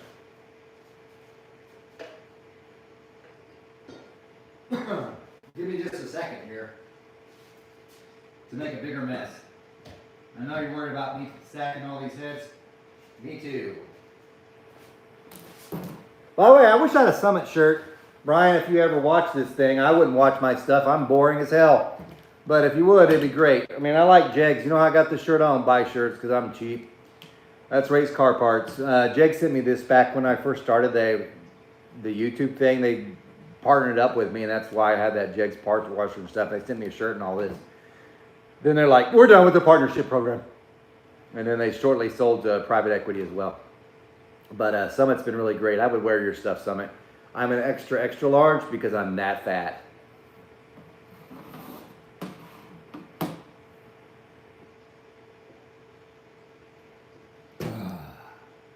Okay. Back to your questions. Have you ever tested raised runner intake cut to fit a standard port head? How would you do that? Forgive me, I've asked this before. I'm not sure what you mean. Can you port ASCS heads in California where open? I have done those. I can't say if they're legal or not, but I have done them. I ain't knocking Terry. He's a nice guy. Just needs to get organized. He's just busy. I know he takes on projects that are really advanced too. I give him credit though on that. He'll like, I can solve it, and he'll do it. Don Carlson, haven't heard you talk about great places to eat. I'm going to be in Tulsa next week. My recommendation, any recommendation? We went to eat at Trang Ly yesterday, which is a Vietnamese place, but that's in Broken Arrow. It's great. I got to tell you this. I know you guys are like, I'm not watching this guy talk anymore. Okay, two great things happened yesterday. I'm telling you, like freaking unicorns, man. So let me give you the first one. I'll just tell you one. So Trang Ly, it's a Vietnamese restaurant. I ordered pho. Doesn't matter what I get, doesn't matter at all. There's this Vietnamese woman there that's probably in her 30s. She has kids. She's got blue eyes. They're probably contacts. I don't know, but she's really pretty. Anyway, that's not why I'm bringing her up, although she's pretty. That girl has got the best memory I've ever met from anyone, period. Here's what I mean. So, I've gone in there. We don't go in there all the time because we don't go out to eat a lot because we're not rich. But anyway, we've probably been in there 5 times, or 4 times in the last year. And anyway, she will take your order and never write it down. There's places that do that all the time. It makes me nervous every time they do it. But she always gets it right. This was different. Yesterday we went. It was me and my wife and my cousin that I haven't talked to in like 3 or 4 years. Not that anything wrong with her or anything like that. What did she do? When got the check, she knew my name, which was strange because it's not like I'm a regular, but I am a regular once every 6 months. I don't know how regular that is. She remembered names. I can't remember anybody's name for nothing. She also knew, she's like, I know it's you two that are there, but that's a new person that came with you. How did she know that? I don't have that memory. That's like mind freaking blown. So I got to tell you that was one weird. But the other one, if there's time at the end, I'll tell you that one because I'm telling you, yesterday was like the day of like unicorn people. So her with her memory was one, and this other one is such a great, better story. But I don't know if people want to hear that long of a thing. But I'm telling you, I met another unicorn. Anyway, back to your questions. What push rod do you prefer, Smith Brothers, Trend, or something else? Smith Brothers, they get stuff way faster, and they answer the phone, and they're nice. There you go, easy one there. Man, you're funny when you say things that go wrong. Yeah, I'm sure I'm hilarious. Let me tell you about this time where I lost a lot of money because I thought it would work and it didn't work. Good news is I'm broke. Have you ever ported LS9 heads? From what I have seen, they're supposed to be the thickest in the head. I haven't. I've only seen one ever come through. I'm scrolling through all your old videos looking for the Pro Max Vortex. It's back there somewhere. Deuce Dropper 7. All the ones that are, all of the ones that have the square milled area in the pinch measure 2.48 with a bubble. The old other versions that do not have square notch milled have a 40,000 side more material. I can't remember. I don't know if you're asking a question. You're probably asking about those DNA heads. Essentially, they're the outside ones are different. They're not uniform. So if you were to measure, say, port center line to the push rod slot, which, by the way, turns out this isn't that uncommon either. Because you want to talk about another freaking failure. Anyway, so you take the center line of the port, and then you measure how much from the center line of the port is that push rod slot and the head.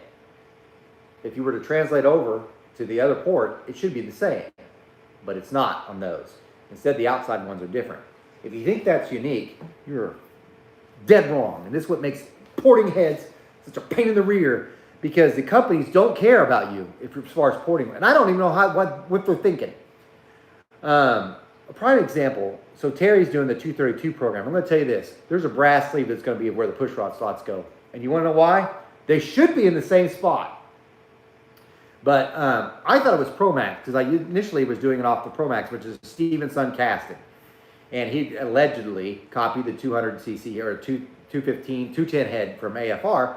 So I thought the push rod slots are messed up the way he copied them. Because what would happen is he would port one port, the intake port, perfect. Flip it over to the other one, break right through or blister the push rod slot on every other one. So I'm like, why is that happening? It's probably something that Steven Son did wrong with his manufacturing over in China. So, customer orders a set from me and he gets an AFR one. And I said, we're going to do an AFR casting because that's what it's based off of. So the AFR must have the push rod slots in the right spot. Wrong. Because Terry digitized them. And he's like, they're just as off as Steven's are. Steven copied exactly what they did wrong. And I don't know if AFR did that to avoid people copying their stuff, which is kind of genius. Because if you're to port one of the ports and you got 40,000 to the push rod slot, if it's the one that's really close to the push rod slot, cool. If you got the other one and they rotate it over, you broke through the wall, which happens to be my luck. So yeah, that's the reason why you'll notice if you ever get a shaft rocker setup and you put it on a set of AFR heads, one of the pair will look like it has more push rod slot clearance than the other side. Yeah, that's them. It's not the rocker company.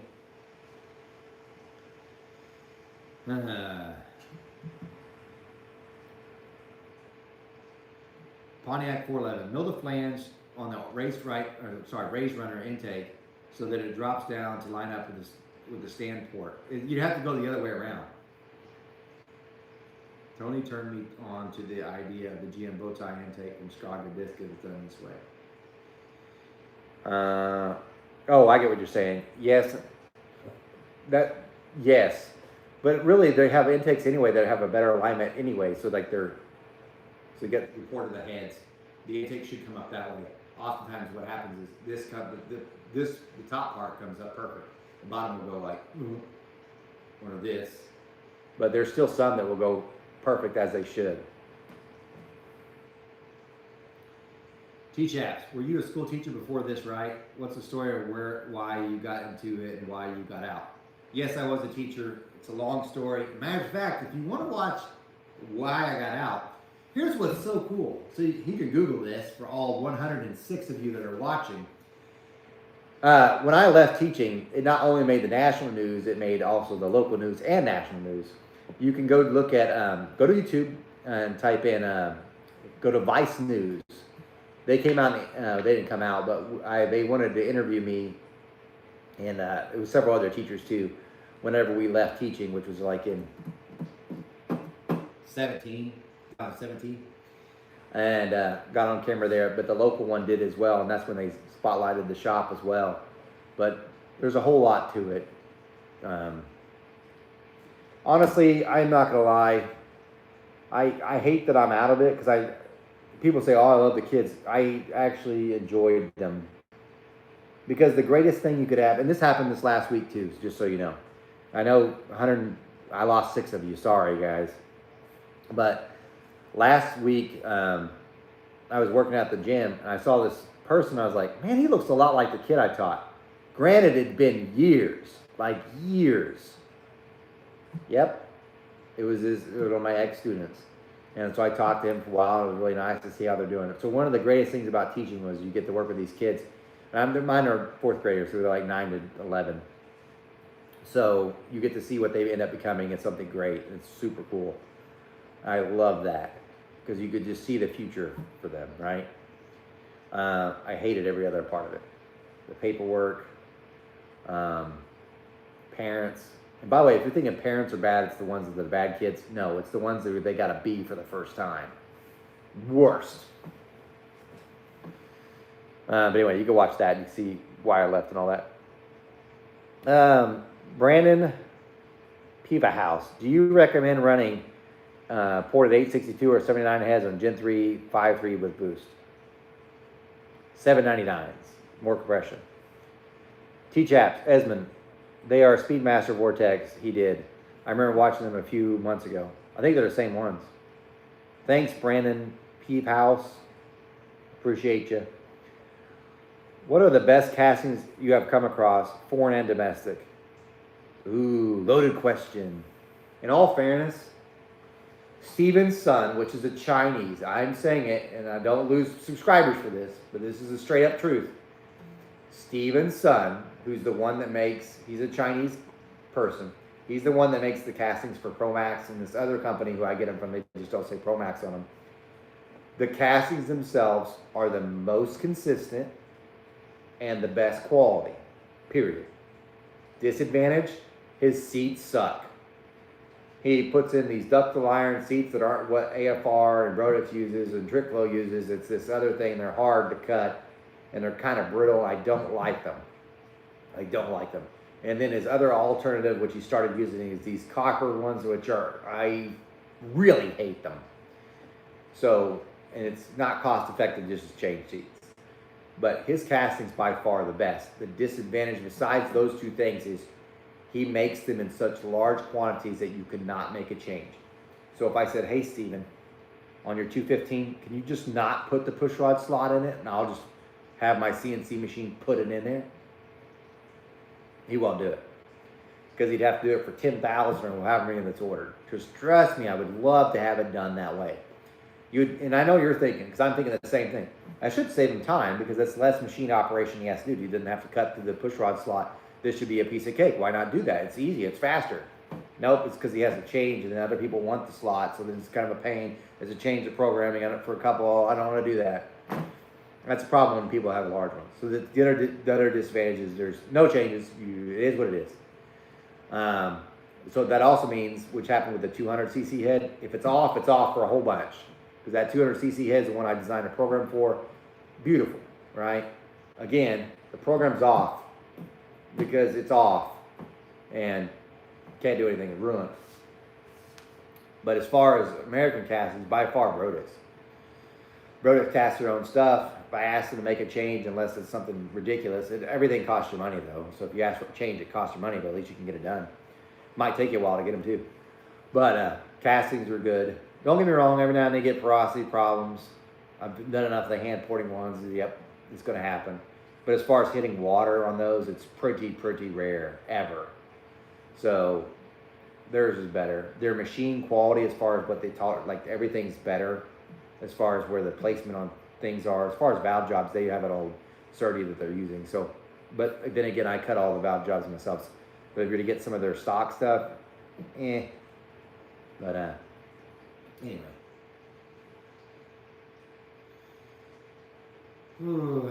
Have you ever worked on old Brodix Dash 8 heads? No, I won't, because that's back before they're much better with their castings now, so I wouldn't even touch them because the water course can be different between port to port.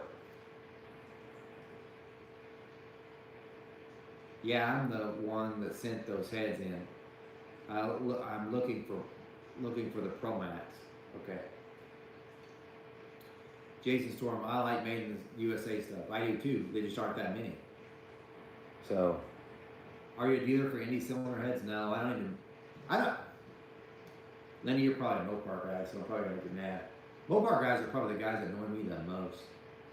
So I don't really work on a whole lot of Mopar stuff because they'll be like, "Hey man, could you port this?" I have a set of Mopar heads right here. I have the valve job. That guy's cool. You know why? Because he does small block Chevy stuff too. But anyway, most of the Mopar guys are like, "Hey man, could you port this one rear head for me?" And how much will it be? And you tell them like, "Oh my gosh, it's so expensive." Everything on your engine is expensive. That's the same price they charge for others. Okay, well, how long will it be? Oh my gosh, that's too long. They literally complain about everything. They're like, no one wants to do these heads. No, we just don't want to do it with the customers. Like, the Mopar guys are so different. Complaining. Like, that's what they do. It's like, Mopar, complain. I don't know if that's what and I'm not talking about the new ones. The Gen 3 stuff's not that way, but it seems like all the old Mopar stuff is like, do you like to own a 440? Have you yelled at a barista yet? You have? Awesome. You should do a 440. Anyway.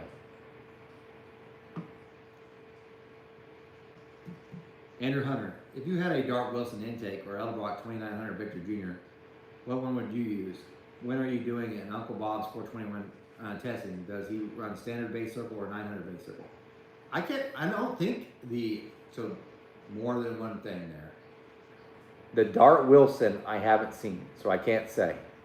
The Dart Profiler sucked. The Victor Jr. has always been good. On Bob's engine, I believe the standard base circle was on that Iski cam. And I think so on the Daniel Powell cam too. That's a Daniel Powell cam question. But I know he had stroker rods because I remember he took it apart because he had it almost done. And they took it apart because it hit and they put the stroker rods in it after rebalancing it. Joe Summer. Sorry, I should have asked earlier, but on the NKB's heads, they are the small block Fords. Can you do them? Glad you pointed that out. I don't have a CNC program for the small block Ford ones.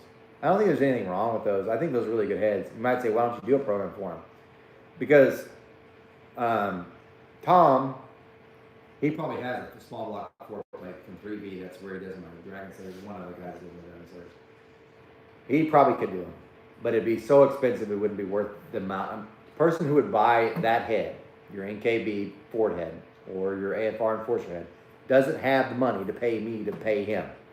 It just doesn't. So there's no money to be made on that. And then the guy that I use that's somewhat close to here, he doesn't have the plate, so I have to buy the plate. I've already bought a small block Chevy LT LS plate and a big block plate. I'd have to buy the Ford plate, which is $1,800, by the way, from Centroid. Plus I paid to digitize it. Again, financially, not worth it for me to do it. So now, Chris Straub has it, but then by the time he's high. Again, same situation. And he can have money to do it. So then you're like, all right. Hand port it. Do you want to spend that much money on it? Because it's going to $1,400, look at 9 months. You're like, oh, I can't wait that long. Lenny, AMC guy, even rare breed. Yes, they are. We have the AMC guys here that have the Gremlins. I forgot their names now. They run all the drag week stuff. They're cool though. Daryl Bills, do you ever have any refurbished heads that are for sale? Yes, which is weird because Steve Morris, I watched him do that garage sale thing, and I was trying to get the block because I wanted to do dyno tests with the block. Because I was like, it'd be perfect for me. Probably for other customers, probably not so much, but it's perfect for me. But whatever. And it sold. Everything sold like in 5 minutes. Meanwhile, I have these set of AFR 305 heads, big block heads, and they're a pretty good price. Can't sell them. The cam from that was out of the blower engine. Everybody was interested. Everybody, you got it? I don't see it on your site. I sent them the link. Nothing. So yeah, I do have heads. Sometimes I just have one right now. Actually, you could buy the R&D heads though for their Dragon Slayers. Those save you like $600 off new, but I don't know. I just can't. I did sell the remaining of the 232s that I had, besides the one that's for the giveaway for the small block Chevy Cam Challenge. It's still here. Someone will win that. Mopar guys, so true. Bill Brennick, is there a high-end head that you've wanted to do but haven't yet had the opportunity? I will tell you what I want to do and what I keep not being able to do because I'm not rich. There are several. So if you're the 104 people that are watching, this is what I want to do and I can't do, but I would like to do. We'll start off with the first one. This is an LS because this just happens to be the one that needs to get done now. I would like to have an LS, the pattern that's on the AFR LS3 head, their Mongoose, that valve layout, I would like to have that layout, valve layout, but LS7 port entry and height, I would want that. Granted, I run you can run all the LS3 hardware, it's fine because of that valve layout that they have, their standard work. I want the raised runner and I want that port design. That's what I want. One, that's one head I like to come up with, but can't afford it. Two, I want a raised big block Chevy oval port head where they add enough material to the flange that you can run a regular manifold, not some crazy one, with a small chamber that's like 100 cc's. I think I could make it if I had the money, because I know right away what I could tell Brody to do, and they would do it. It just costs money. So if you would like to be interested, I just need like a bunch of money, like probably $5,000. That one probably could get made. And then small block Chevy stuff. No, the one thing I'm working on right now, but it's there. Big block Chevy, the DN9. I wish I had another stab at that. It's good, but it's not amazing. Turner wrench. I don't see much testing on a 300-110. Is it similar to 2925 or 2992? Go back and watch my old test. That 300-110 was tested on the small block Chevy dyno mill, the 406. We tested it. And the reason why you didn't see it a lot is because it didn't do very well. 2892 destroyed it. Have you done any older Brodix 11 heads? Yeah, because that's the same thing as the ASCS heads, but it's been back in the day. I know Chad likes the 300-110 a lot. Great. We did use it on one of the Circle Track engines that made 697. I ported it, obviously, but I don't think it matches the other stuff. And I know that because I shouldn't say I think. I tested it. Out of the box, no. It gets destroyed. Jacob, gotta go. Thanks for the live feed, bud. You too. Eventually, I'm gonna have to kick off because my brain can only stay numb for so long. John Pizzetti. Good evening, Eric. On a mild whatever cam. I'm looking for the ProMax Project X 200 or 215 head. Remember I said there's a problem with the 200s? I'd probably do the 215. And you should buy them for me. Otherwise, your valve job probably won't seal. Yeah, I'm saying it.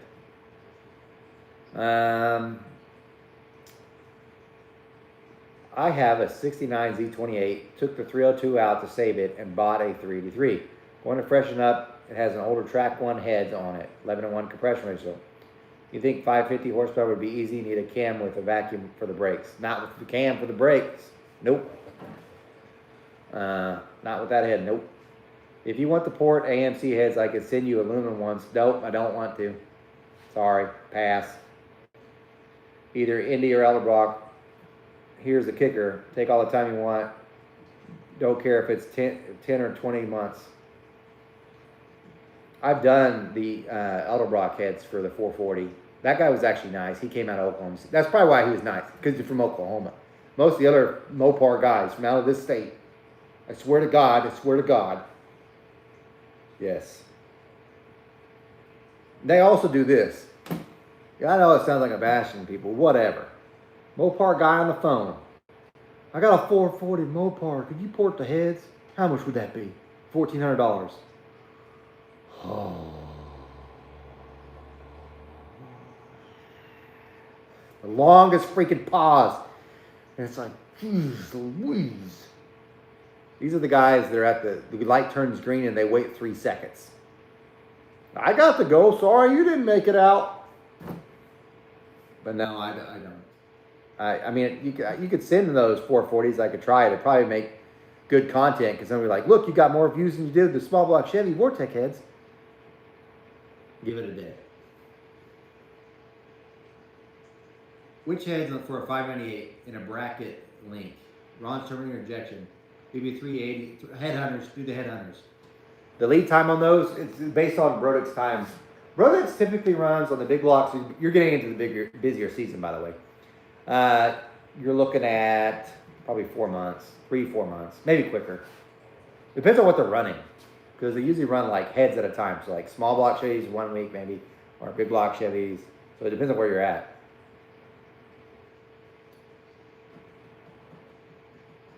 I would want them from you with your valve job. Good deal. Were you planning a 2/10 race runner big block? No, I'm talking like rate. What I wanted, God help me, I'm going to do it. As soon as I find some money, or my kid graduates from college, or decide, you know what, I don't need to retire, I can work till I die. One of those days, I'm going to do it. So essentially what you have is, I wish I had a head. These are all small blocks. Take a rectangular port head, and you just make the regular oval, but you raise it all the way to the top of that. So the height is only that, but still puts it off the deck probably an inch. You then extend the intake face on the head, because if you extend it out, it shrinks it up and it raises that regular oval intake. If you put it on there, it would sit perfectly on there. The problem is the oval's here, the oval ports for the intakes down here, your head up here. So you're like, how do you get that? Well, if you keep extending it, it keeps raising that intake up. So you extend the flange, you got it. You would have to sell with the heads a China rail spacer. That's it. And you'd have to tell them, you have to run a slip collar distributor. Big deal. And I'd also have a smaller chamber, because I think the chambers are too big on most of that stuff. I know I could do it. Probably just run like a 2250 intake valve. Here's the kicker. Shrink down that exhaust valve to like a 1.650. And you're like, that's too small for a big block. Is it? Because there are small blocks that have a 1.580 and make over 1,000. We don't need a 1.88. We don't need a 1.8. Not for that. That would bring that side in. The chamber gets smaller. Bada bing, bada boom. Someone's going to do it and be like, told you. It was on the live feed he had 2 years ago. This guy had money though. Lenny, I live in Iceland, really far away, LOL. You're probably nice people then if you're in Iceland. Not in this country. I don't hate America, but sometimes we do stupid stuff. Just like sometimes I do stupid stuff. Kim in. Did you say AFR big block 335 head is well cast and works excellent? The 335 big block head from AFR is CNC ported. So I don't have an answer for that one. Lemony, those cast Edelbrock's heads from AMC do make decent power. A friend has said on those. I know a market for that head. Me too. Me too. Everybody that's got a 454. You're like, I got a 484, 496, and I just want to do street stuff, but I want to make a ton of torque, and I also want to make a lot of power. Have I got a head for you? Because that's what it'd be. I bet you if I did that head, I'd build me a 468. You know, just it doesn't even have to be a 496. I'd build it, and I bet you I could break probably 740 and 600 foot-pounds of torque with a hydraulic roller. No problem. No problem. The catch is maybe not in that. I want to get the chamber so small that when you can run a flat top or whatever the stock piston is on a 454, bolt that whole head on, 700. 700. Should be a problem. If you go to Phoenix, you better count three or get hit. They run them here, but our cops like to pull people over. Don't forget old 427s. Yep. I totally agree with you on the oval Fort Big Block head idea. Maybe we start a fund for you. Because here's how it takes to get it done. One, what I do is I just start off probably with a 3 extra head. Fill it up with modeling clay just to see how feasible it is. And I can get Brodix to do this. I tell them, hey, on that chamber itself, on the 3 extra head, I don't want to use a 2 stuff. That chamber design's garbage. There's no sense in doing a 26 degree. Do a 24 degree modern stuff. But anyway, you'd have them, hey, leave the chamber blank. But I want you to put in a seat that would go for 1,650. So maybe the seat might be a 1,700. So that tightens that up. And then a 2,280 or whatever seat. So that tightens that up too. But we're going to put a 2,250 valve in there. And then have your spark plug hole. And obviously I just do the whole chamber that way. But you might be like, well, what about with domes? The idea is you could run a flat top of this thing and have decent compression. It shouldn't be hard.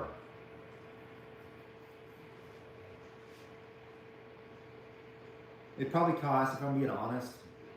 After that got done, Brodix would then have to. They wouldn't have to do anything on the water core. They would have to do a whole new intake core, change their machining operation. Actually, they would, because extending the intake face, they have to machine more on the core there so that they could add that material. So that'd be a little bit of a thing, not a big thing. But I think $5,000 you probably could get at least a pair made. and you'd have a viability test in the way.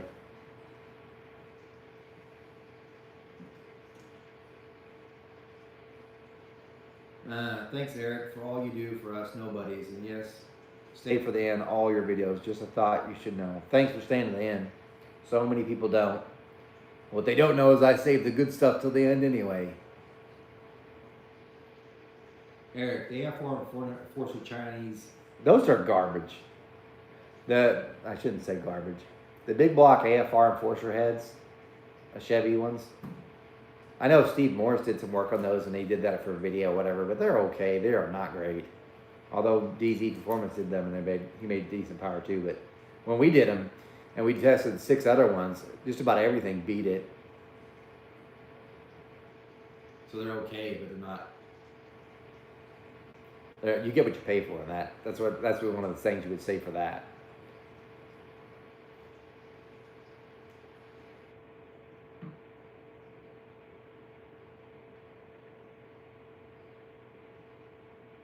Okay.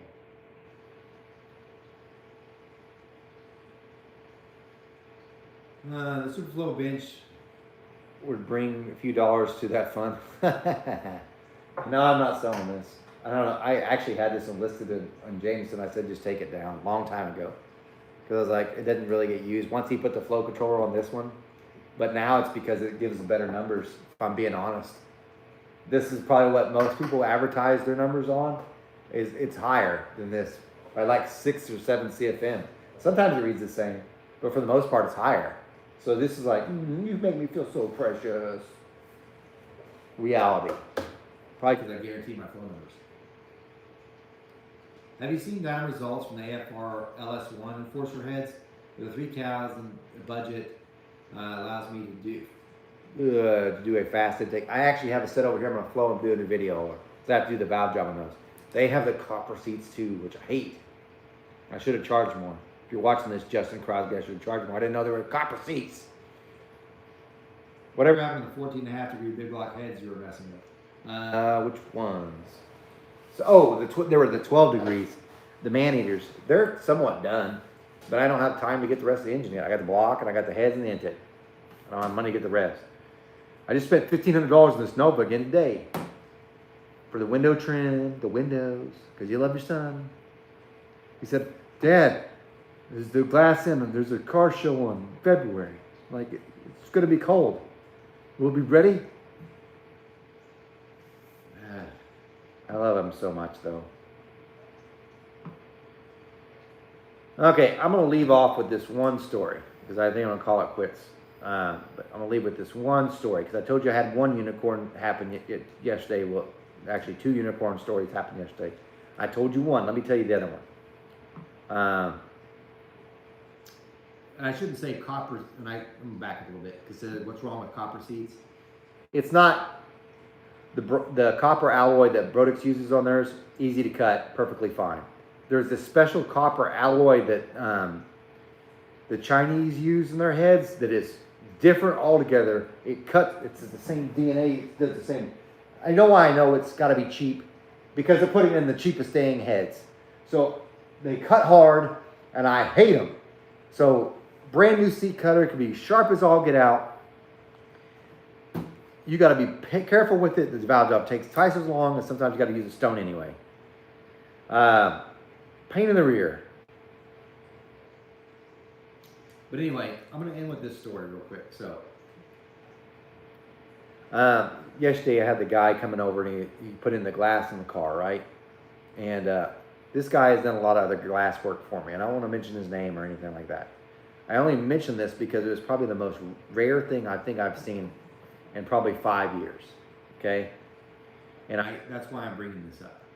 It has nothing to do with cars at all. You would think that it does, but it doesn't. So for the 91 of you that are watching, it's a good story.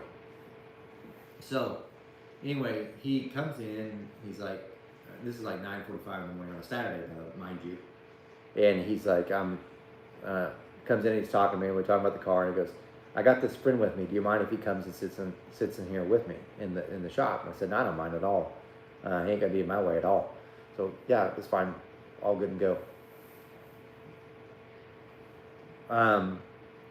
His friend was he's got an illness, okay, and he's not doing great.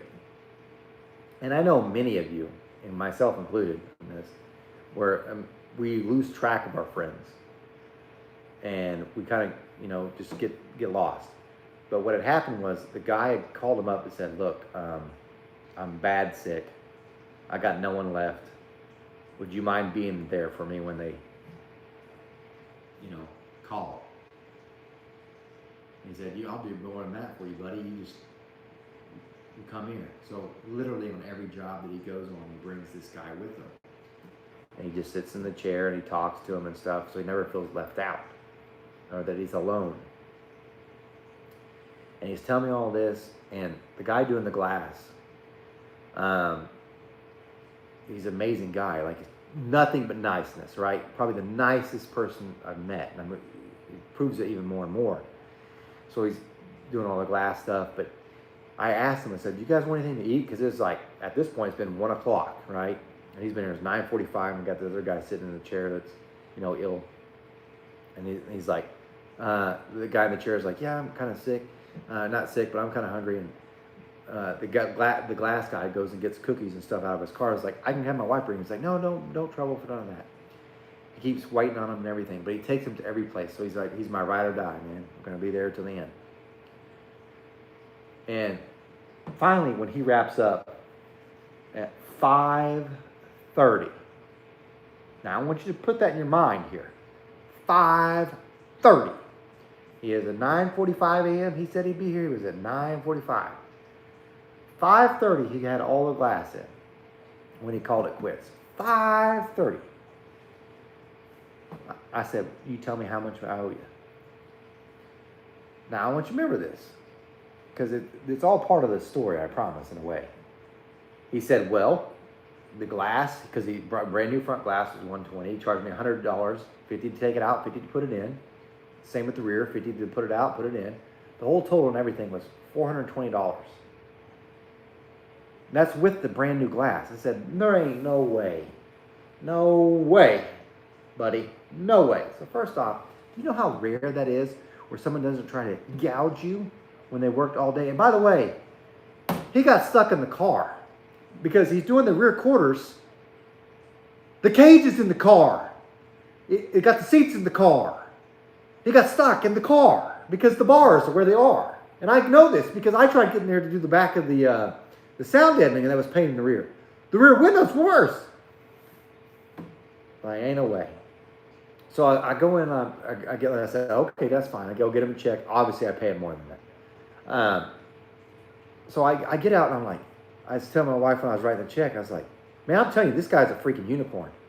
This guy's caring for a guy that's just a friend, like beyond belief, man. Like ride or die, won't let anything happen to him. Oh, will always be with them. And by the way, they lost touch. They wasn't like they were best friends forever. They lost touch for like a year or so, and he's back. I couldn't take it anymore, right? So all week, if you know anything, you've been on Facebook or any of the other stuff, nothing but freaking garbage. And I mean to tell you this, I am a Christian. So and this is maybe a little political, whatever. That whole death thing of the woman, I don't care whether it was her, it's still a loss of a life. I don't think that our Lord and Savior looks down and goes, well, good riddance. It's still a child that was lost to him. So regardless, but I have people that were like, deserved it. And regardless, and these are people that are Christians, like, would God ever say that? Like, there's never a person I would think that would be like, deserved it. You know, and like, well, if someone harmed you.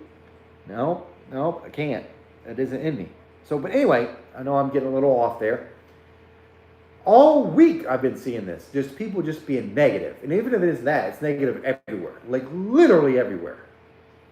One guy just shows up, does a job for phenomenally cheap, does a great job, while taking care of a friend. He could have just not done the job and just been there for his friend. He didn't have to be there for his friend. Phenomenal. And I am overwhelmed. So I was like, I can't take it anymore. I gotta know. I've gotta know. Because my curiosity is killing me. And I said, hey, look, buddy, you ain't gotta answer this, and I wouldn't blame you if you don't. Can you answer me this? Please tell me this. Are you a Christian? And I said, I'm not trying to convert you. It's really just for my own curiosity. What do you think his answer was? It was no. So I said, okay. Look at it this way. I am not judging you at all, whether you are or not. You have proved yourself to be more of a person, the kind of person than some people that claim to be Christians than I have seen in the last year. You have shocked me beyond all belief in humanity. When all seems lost, I don't know how, but you did it. Okay? Thank you, sir. I appreciate it, and I can't believe it. I said, you know what's sad is I wish more Christians acted like you, because that brings people to Christianity and stuff. It just does. It blew my mind.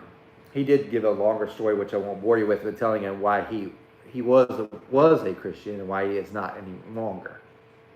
And if I'm going to go ahead and tell you, it's because of other Christians. But he still did probably the most godly things I have seen in more than a year. So when I say unicorn and 2 unicorns in one day, I absolutely mean it. It literally shocked me beyond belief. So I don't know, I just don't see that. I just don't. Okay, usually you get someone that's like, it's going to charge too much. Screw you, friend. It's cool. Thoughts and prayers. Hope you get better. I'll send you that text. No, this guy is a guy. And by the way, he went and picked up his friend in another state. Told his wife he's going to be his ride or die and take care of him. The man's terminal, by the way. Anyway, I tell you what, I won't mention his name or nothing. You probably won't watch this anyway, but sometimes when you question all humanity, there'll be one little thing that just drops it right there, and you're like, holy cow, thank you. Now, I am Christian, so I think somehow God put this man in my life to see that, so I could. But, yeah, thank you. Anyway, I'm going to look at these real quick just because as soon as I end this video, it won't let me see any of the things again, so you have to forgive me.